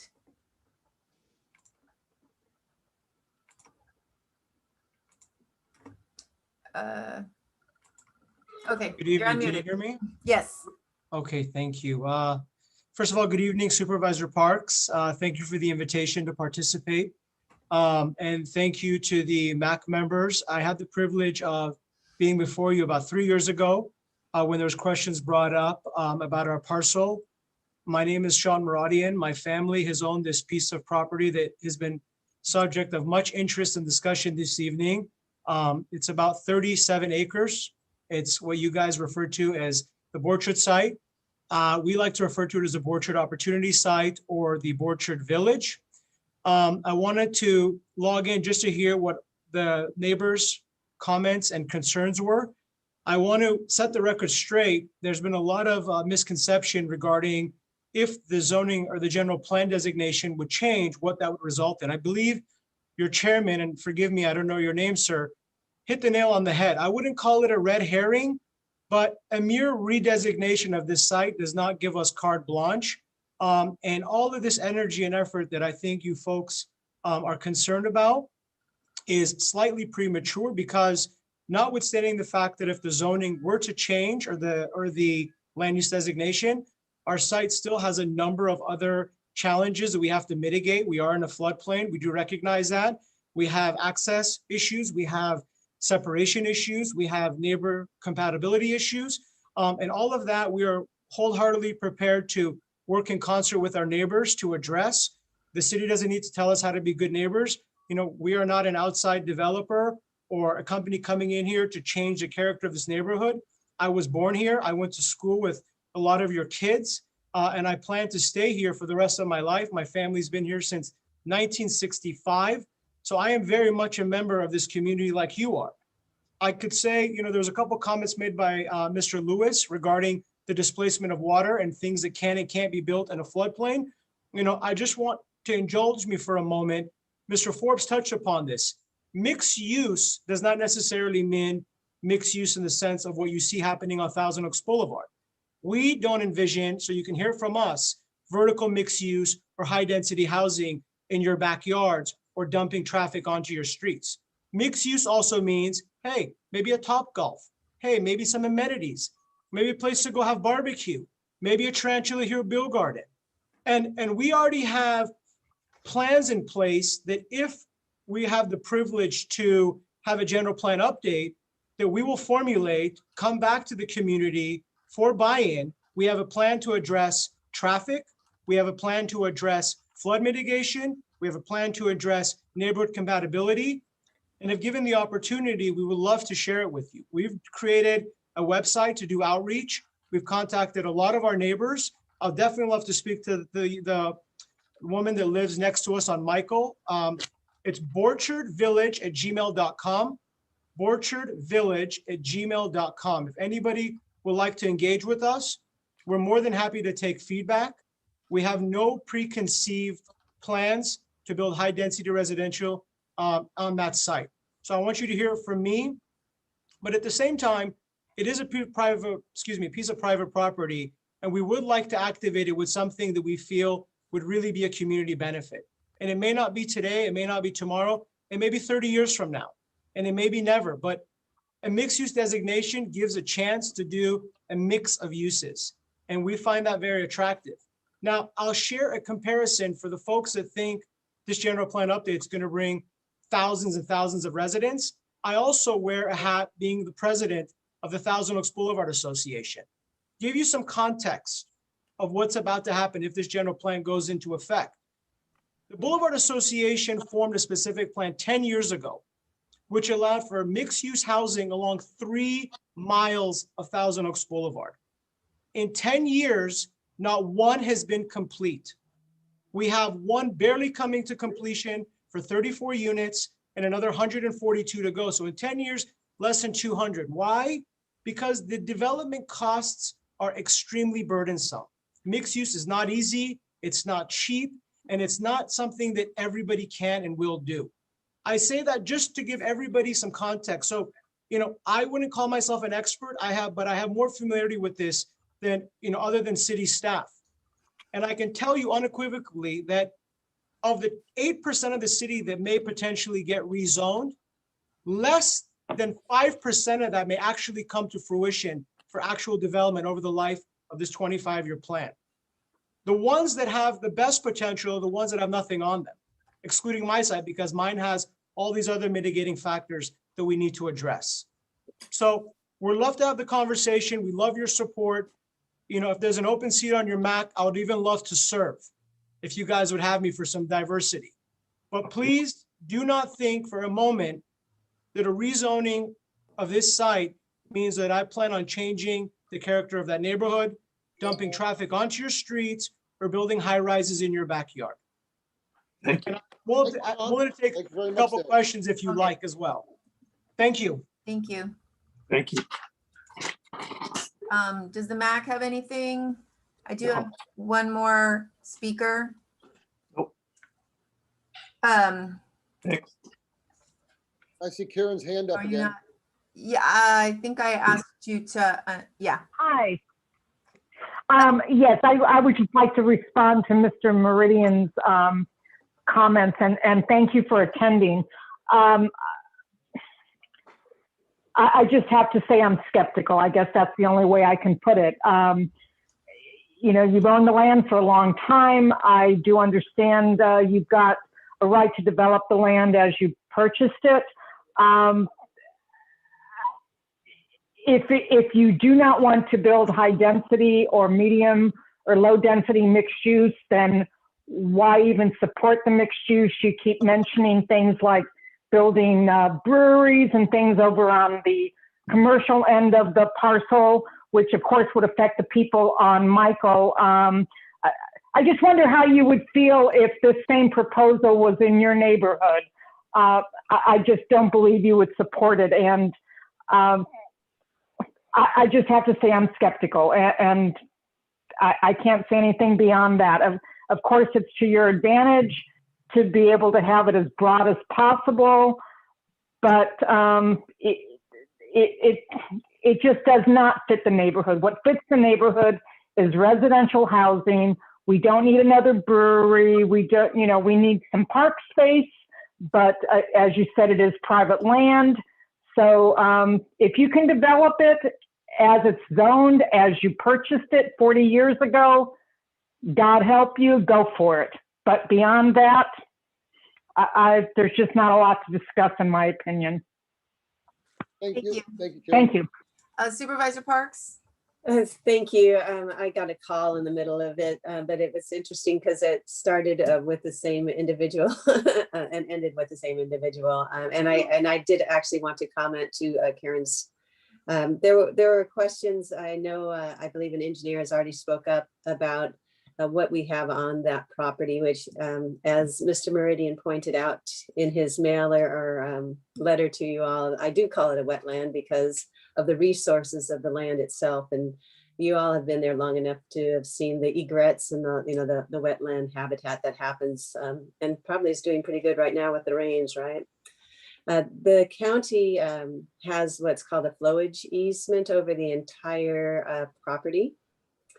And when Mr. Meridian's father, I believe it was, purchased the land, he purchased it knowing that it had a flowage easement over the entire property. And what that flowage easement is it allows for water to spill off into that land when you have storms. And that's an important aspect for making sure that the homes aren't flooded. And in order to remove that flowage easement, you would have to have some other basin to hold that water. And of course, everything's built out around there, right? Or you'd have to widen the channel, and that would be making it much wider and higher so it can hold the flood water. So that would be an incredibly expensive project. So right now what you have is, I guess they call it a low-tech fix, you know? We let the water flood that land, and that's why we purchased the flowage easement. And I don't believe the county has any desire to remove that flowage easement because it is such a vital aspect of keeping homes from flooding and roads from flooding in that area. It would actually go to the Board of Supervisors, who acts as the Watershed Protection District, to remove that flowage easement. But again, it would have to be for having some other ability to hold all of that water. And I know there have been a couple of times that options were given to developers to see what they could do by the property owner, and just couldn't quite pencil out because you have to deal with that water. And so much of that property would have to be dug out and then possibly built higher in another area that it didn't pencil out. And that dugout is to build a larger basin. If you were to want to build a home with a pool, I mean, I think someone had said it's got a very low water table. I know he meant high water table. You dig down enough feet there and the water just fills in. And so it is a difficult property, and a lot of that is geographic, or I would actually say it's actually topographic. What you have there is, it's a basin where everything flows into it. At one time, we had a proposal to actually make it into a wetland park, with boardwalks where people can walk. And in the state of California, we used to have, we lost 99% of our wetlands. There are very little wetlands left in the entire state of California, which makes this an important resource. And is why the Santa Monica Mountains Conservancy actually has put it on their list to purchase if there is a willing seller. And I believe there were offers made, and but certainly if the owner can it has a proposal where he thinks he can develop the property and make more money than selling it to a conservancy for parkland, that's where it stands now, and may stay that way for a while just because of the difficulties of building on that land. I really appreciate the fact that your community is here this evening and can give your input. I'm sorry I missed a lot of the comments, but I imagine that a lot of them did express the concern of the impacts of developing next to your residential neighborhood. Particularly, I heard the word brewery and all, and I believe Mr. Meridian is part of the reason why we have the wonderful Tarantula brewery in Thousand Oaks. So it is a very successful venture, and we're all looking forward to seeing our COVID restrictions removed and being able to start partaking of those wonderful commercial ventures that we have. And I know Mr. Meridian is also the head of the head of the Thousand Oaks Boulevard Business Association. And I know we have a very close partnership, with our chambers and our city and the Boulevard businesses, and a good emphasis on trying to, beautify our city, accommodate the needs of our city. And certainly, as our mayor pointed out, there is an outcry over the proposals. I wish that the planners who put the proposals together had one in there that actually met the values of the community, because that's why we're seeing the outcry. And I try to stay out of city business. I was the mayor of the city for a while, but I'm on the Board of Supervisors, and we'll have to see how the city goes about this. Your community deserves to have a voice, and so I really do appreciate the fact that the city staff, city manager, Drew Powers, our mayor, that have support your voices to be heard in this process, even though you're not residents of the city. So I'm thankful that they were here this evening and you could get your voices heard. I'm sure they've encouraged you to go online and fill out their survey, and I hope that all of you do. and be engaged in this process. And I thank those already who are here this evening who have been engaged. I am a true believer your voice matters. And you need to speak up and speak out on things that are important to you. And I think we have a city council that will listen. I truly believe that. So I wish you the best. Thank you, Supervisor Parks. Right on. Is there any other discussion on the topic of the general use plan for the city of Thousand Oaks?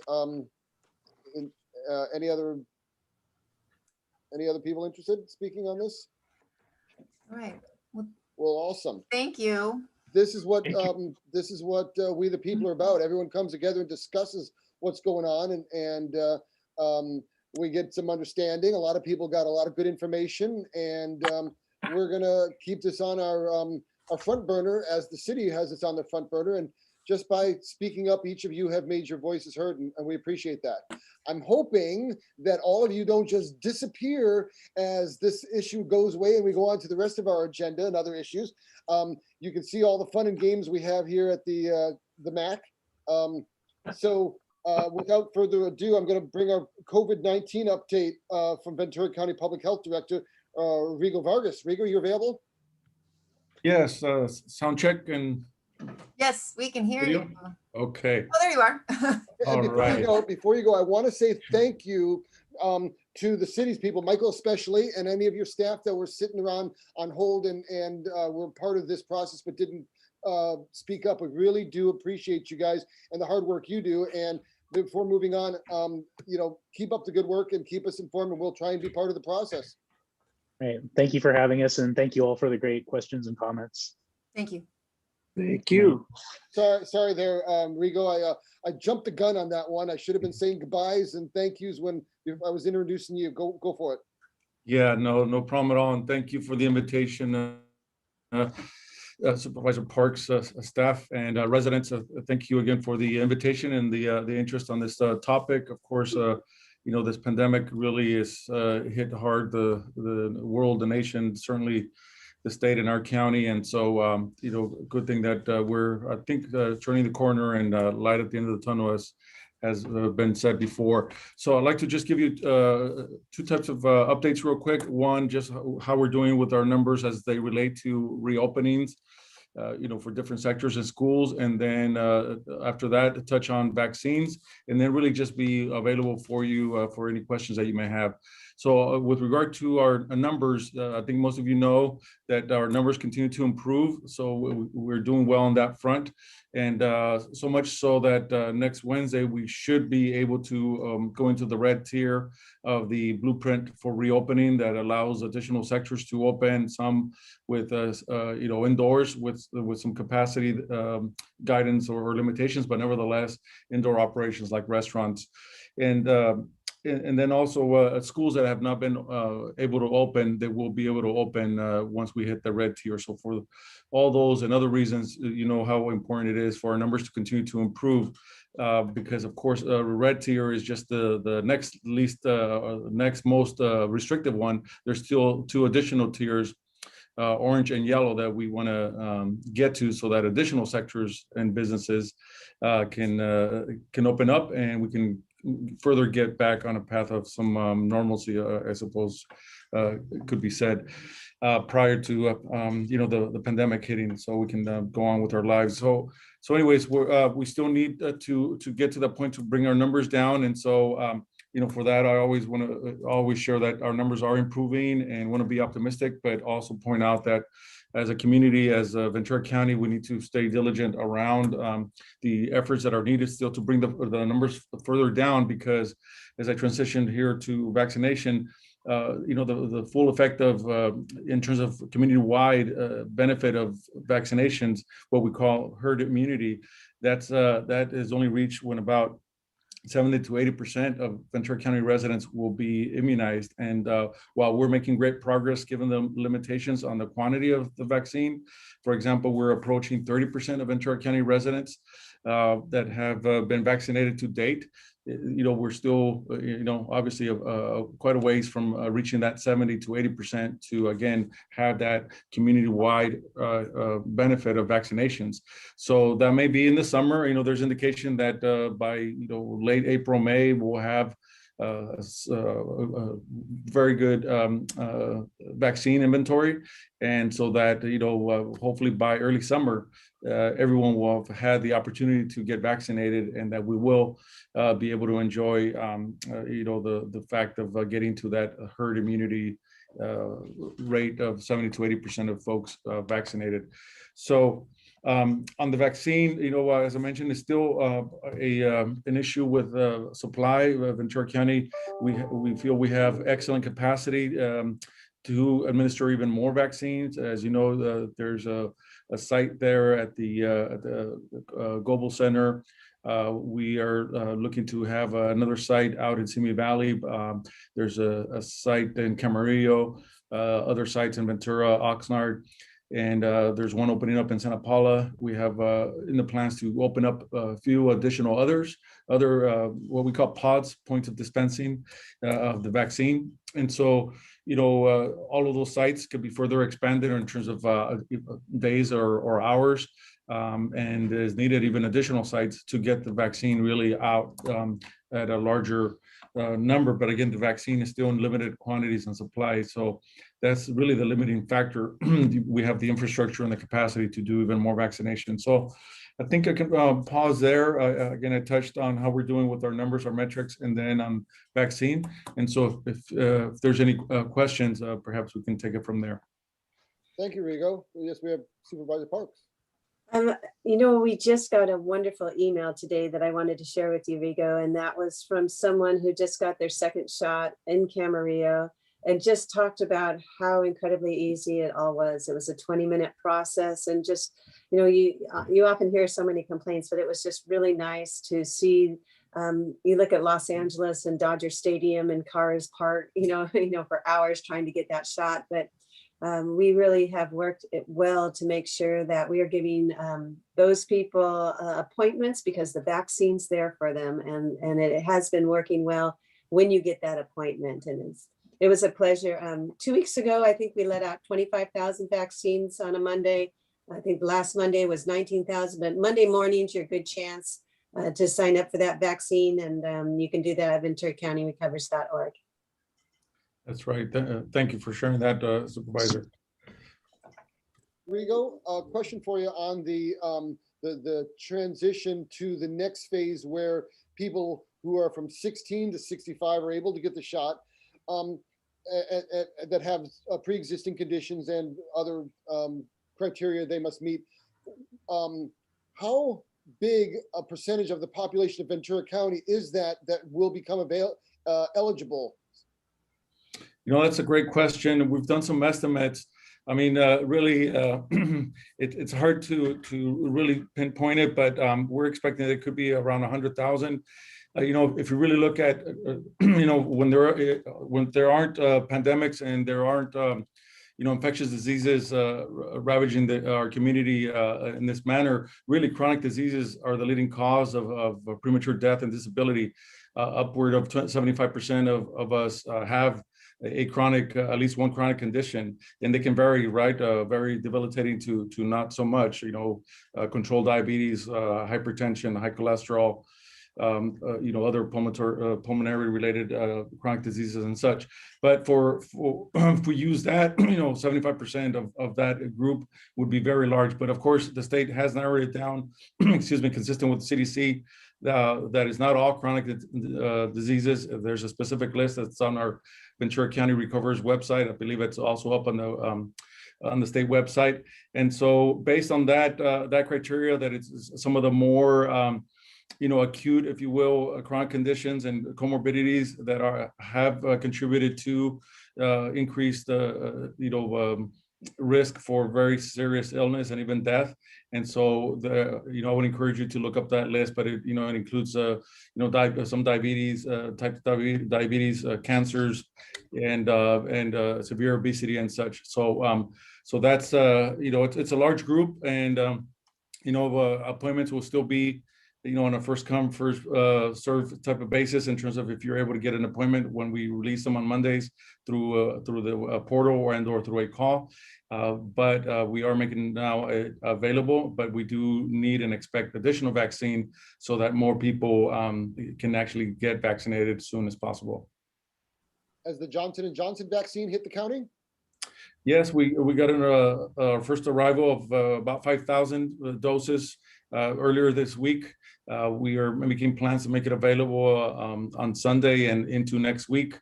And, we're going to offer it, in various settings. But, as you can imagine, because it is one dose, it really could help us in some particular harder to reach communities to be able to give them one vaccine, one shot. But as soon as we get more of the Johnson & Johnson vaccine, 5,000 was the initial shipment for 2 weeks, and now we're hearing it might be further down to 2-3 additional weeks before we get another shipment. So so it's still a very limited quantity, and but as soon as we get more vaccine in general, but including Johnson & Johnson, we will make it available to residents to also get that vaccine.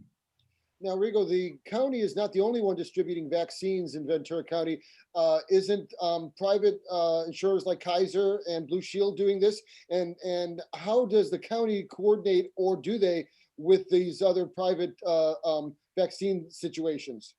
Yeah, that's a great question. That we are, as a county and with the healthcare agency and public health department, involved in most conversations and decisions, or at least being in the loop as to other vaccination efforts by other entities, but not fully. There are some entities that are getting direct allocations from the federal government, such as some pharmacies and also some health systems. And for those, we've been trying to get information as to how much and how often they get the vaccine, but that's been hard to come by. So what we focused on is really finding out from the state who they're shipping vaccine to, if it's not to us. And so for that, we have a better grasp that they've early on they shipped the vaccine to what they called multi-county entities. These are the hospitals that have operations in multiple counties, and so we knew about that, and we've actually partnered with all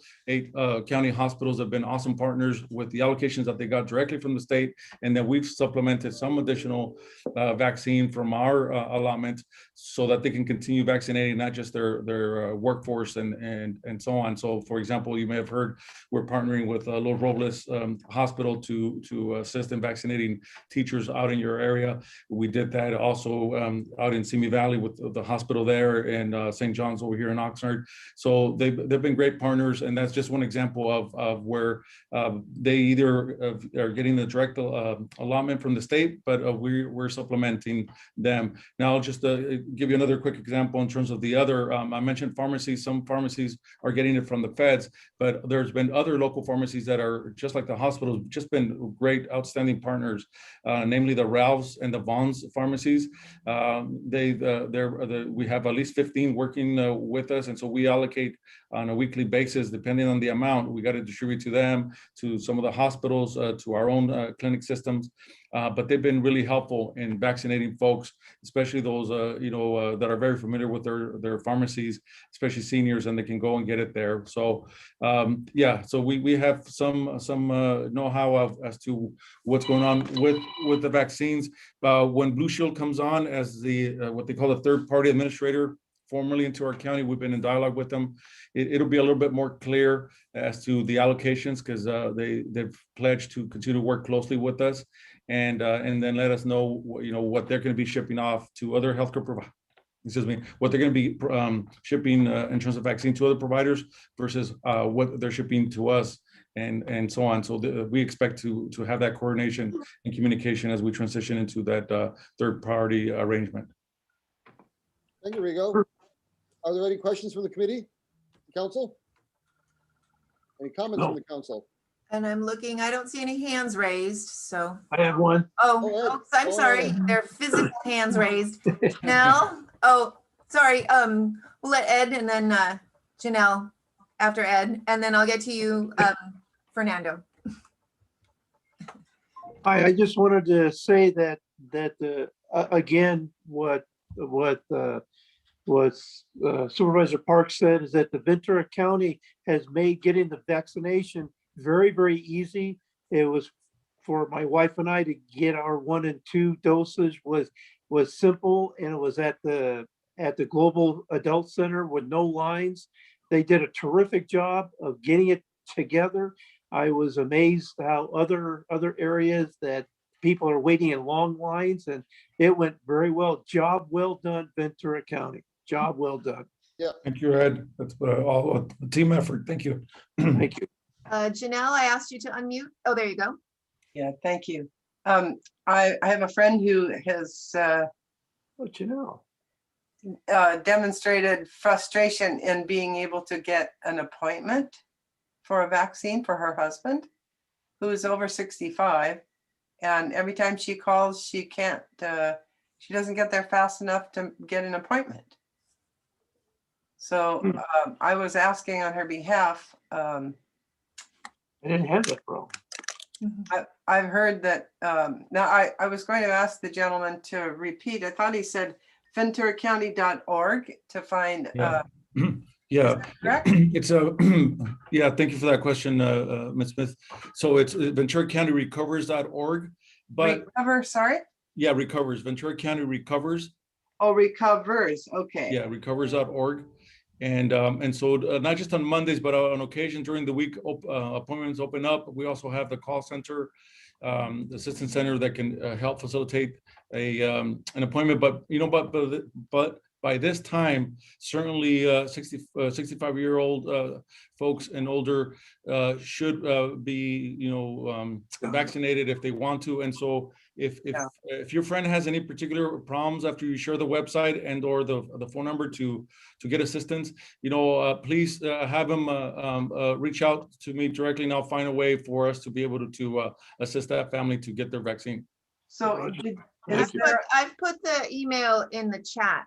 You can, or the email, I'm sorry, the website in the chat. You can look at it. Is that what just popped up on the screen? VenturaCountyRecovers.org, yes. Oh, okay. And is there a telephone number at that site that they can call? Is that available on the website? It's on the website too, but let me see if I have it here. I do not have it readily, but there is, the number is on the website. Okay. Yeah, but again, if there's any issue, please reach out to Venice, and she'll share my my email or even my phone number, and we can help you or help that family, because yeah, it shouldn't be this hard to especially for seniors it shouldn't. vaccine. Yeah. Okay. Thank you. Thanks, Janelle. We'll get you Thank worked you. out. Looks like we know a guy. I have we got a guy. one more question, Mr. Fernando, or I've asked you to unmute. Okay, I am unmuted. Can you hear me? Yes. Hi, Fernando. Okay. Hi. Yeah, I just wanted to emphasize I did take the first shot of the vaccine, and I was also impressed how well organized the people were. I went to a site in Camarillo and very happy. I'm hoping that the second shot goes as well. I gather that I'm supposed to be contacted to set up the appointment for the second one. And my question for you, Rigo, has to do with the statistics. You know, I get every day a message from the Ventura County where it says for March 5th, there was 80 new cases and so many thousands of new tests and so many dead people. Is there a place to look at the actual trend of the curves, the overall? Because I actually write it down every day, but it would be good to see how the number of cases are going down, hopefully, over the last 2 months or so. Yeah, no, it's a great question. And the same website that I shared earlier, VenturaCountyRecovers.org, you'll see there, if you scroll down, there's going to be a graph. And there's actually seven there, and they all show trends, whether it's cases, deaths, situation with our hospitals. And so if you go on there, again, there's what we call the data dashboard, and you'll see a lot of graphs, charts, and tables. And even if you see the first one, you'll see that there's actually 7 pages that you can actually view. I'm going to share. This is the website Mr. Vargas is talking about. Can you all see that? Right. So if you scroll just a little bit down, so right there, yeah, the test sites continue going, Denise, thank you. Sure. Oh, And here we then- go. Yeah, and so right there you have information on the vaccines, by the way, but if a little, yeah, so one more, let's see, where was, So oh yeah, that's- there, that one. So if you, yeah, there's 7 slides. And, you know, it has it by zip code, by city, by age, race, ethnicity, cases, deaths, and so on. So, and then you start seeing some trends there in the following pages. So this is all at VenturaCountyRecovers.org.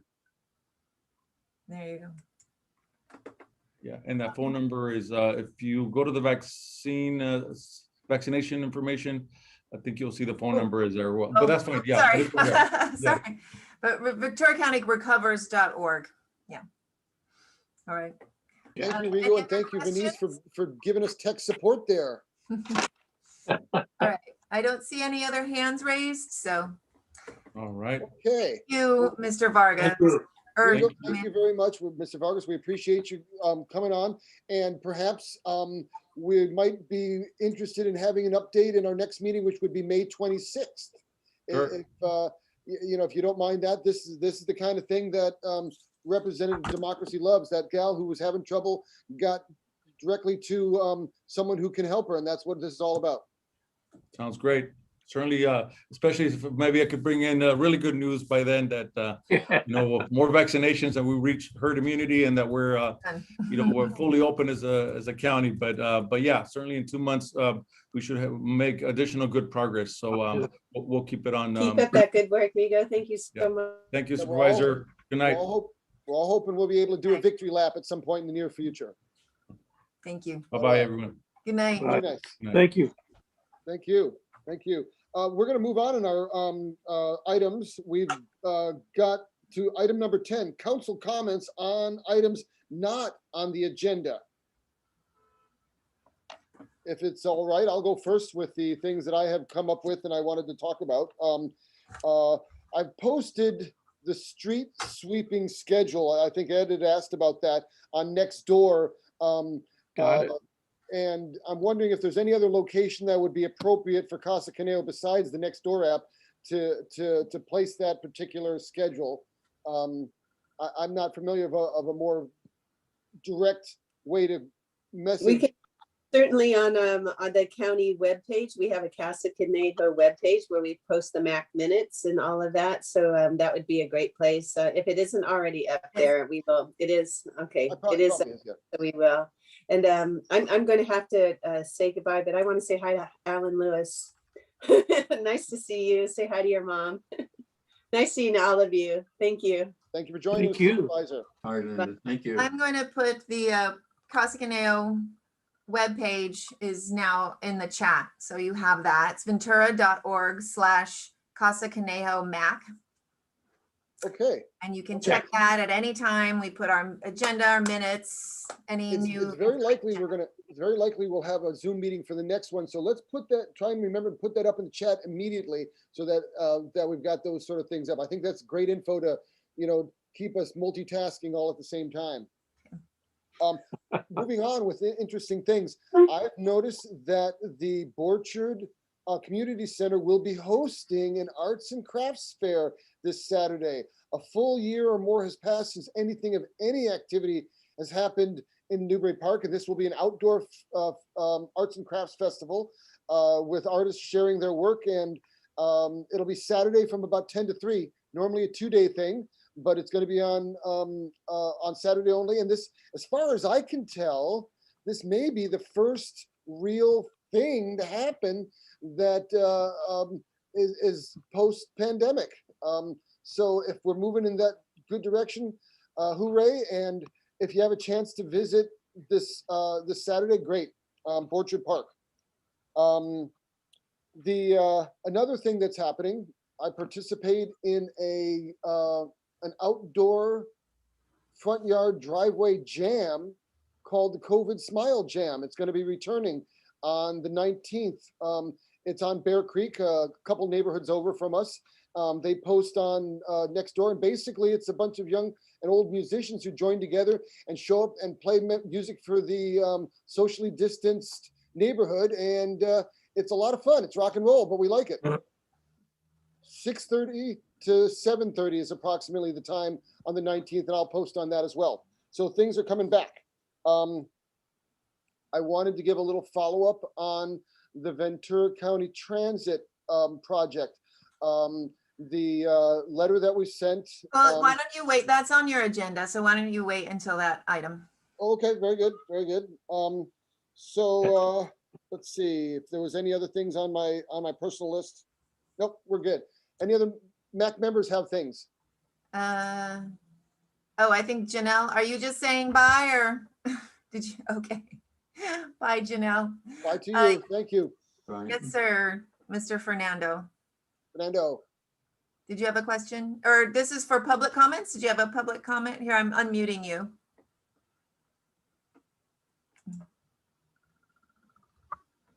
Oh, you need to yeah. You have to unmute yourself, sir. There we go. Okay. I'm unmuted now. Okay. Yeah, just a quick question. You know, people mentioned the fact that they had not been notified about the different plans and so on. I've been in this, I live here in Newbury Park for only a year or so, and I heard about this meeting of today through a letter I got in the mail, which is nice. But, you know, the link to the Zoom is written here. The link to the Zoom has about 80 characters. Right. So my question is, how do I sign up? Where do I sign up so that I get these kind of notifications? You can get, we have an email distribution list, and I agree. It's not, Zoom is not great for paper. I'm going to put my email in the chat. You can email me. I will put you on our email list. And that way, every time any information that we get, I will email out, whether it's an agenda item. Sometimes it'll be, you know, other community meetings that we hear about. So when you're on our email list, you'll get any notification that come from us. So it's right here in the chat, and it's Vanice.Terry, VANISE.Terry @ventura.org. Got it on the chat. Thank you very much. Yep. Well, and while we're on that, Fernando, I'll get you on our email list. Thanks.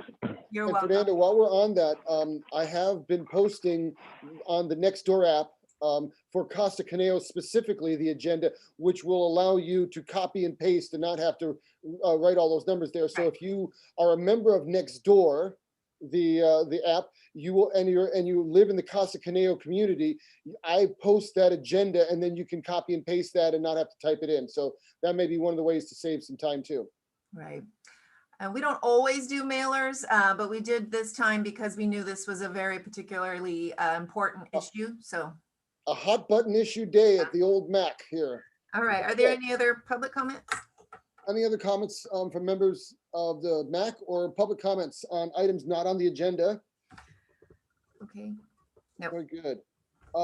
We're going to go on to the information item number 12. We're going to bring back our newest member, Cecily Roth. So I was wondering a couple things, and you as a MAC can decide this. Cecily had a church event she had to go through at 7, so she actually is gone.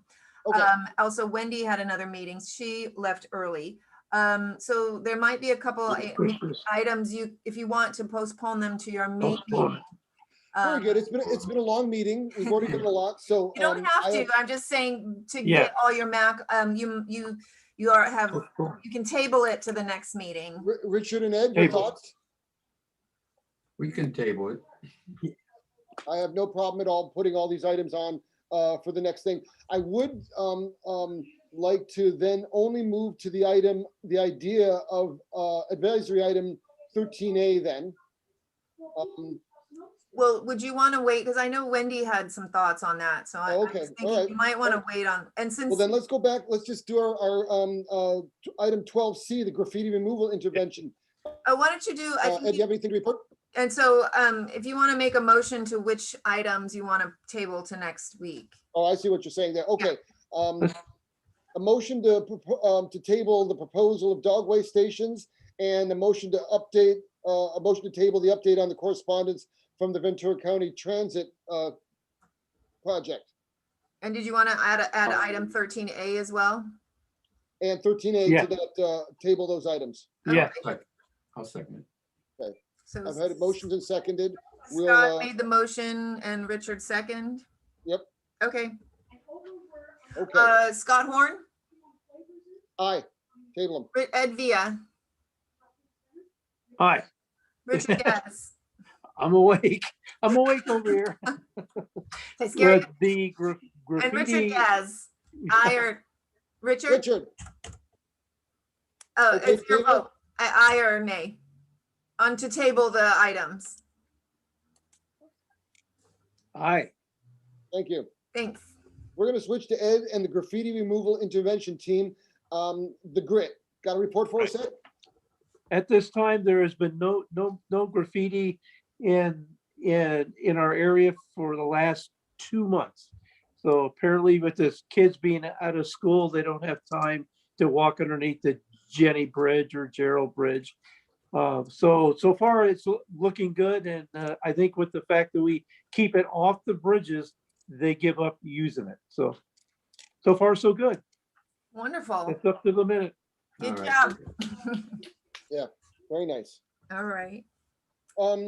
So Correspondence. I item have no, 14, correspondence. yeah, I don't, oh, are you waving goodbye, Alan? Okay, bye. Thank you for joining Bye, us and giving us your input.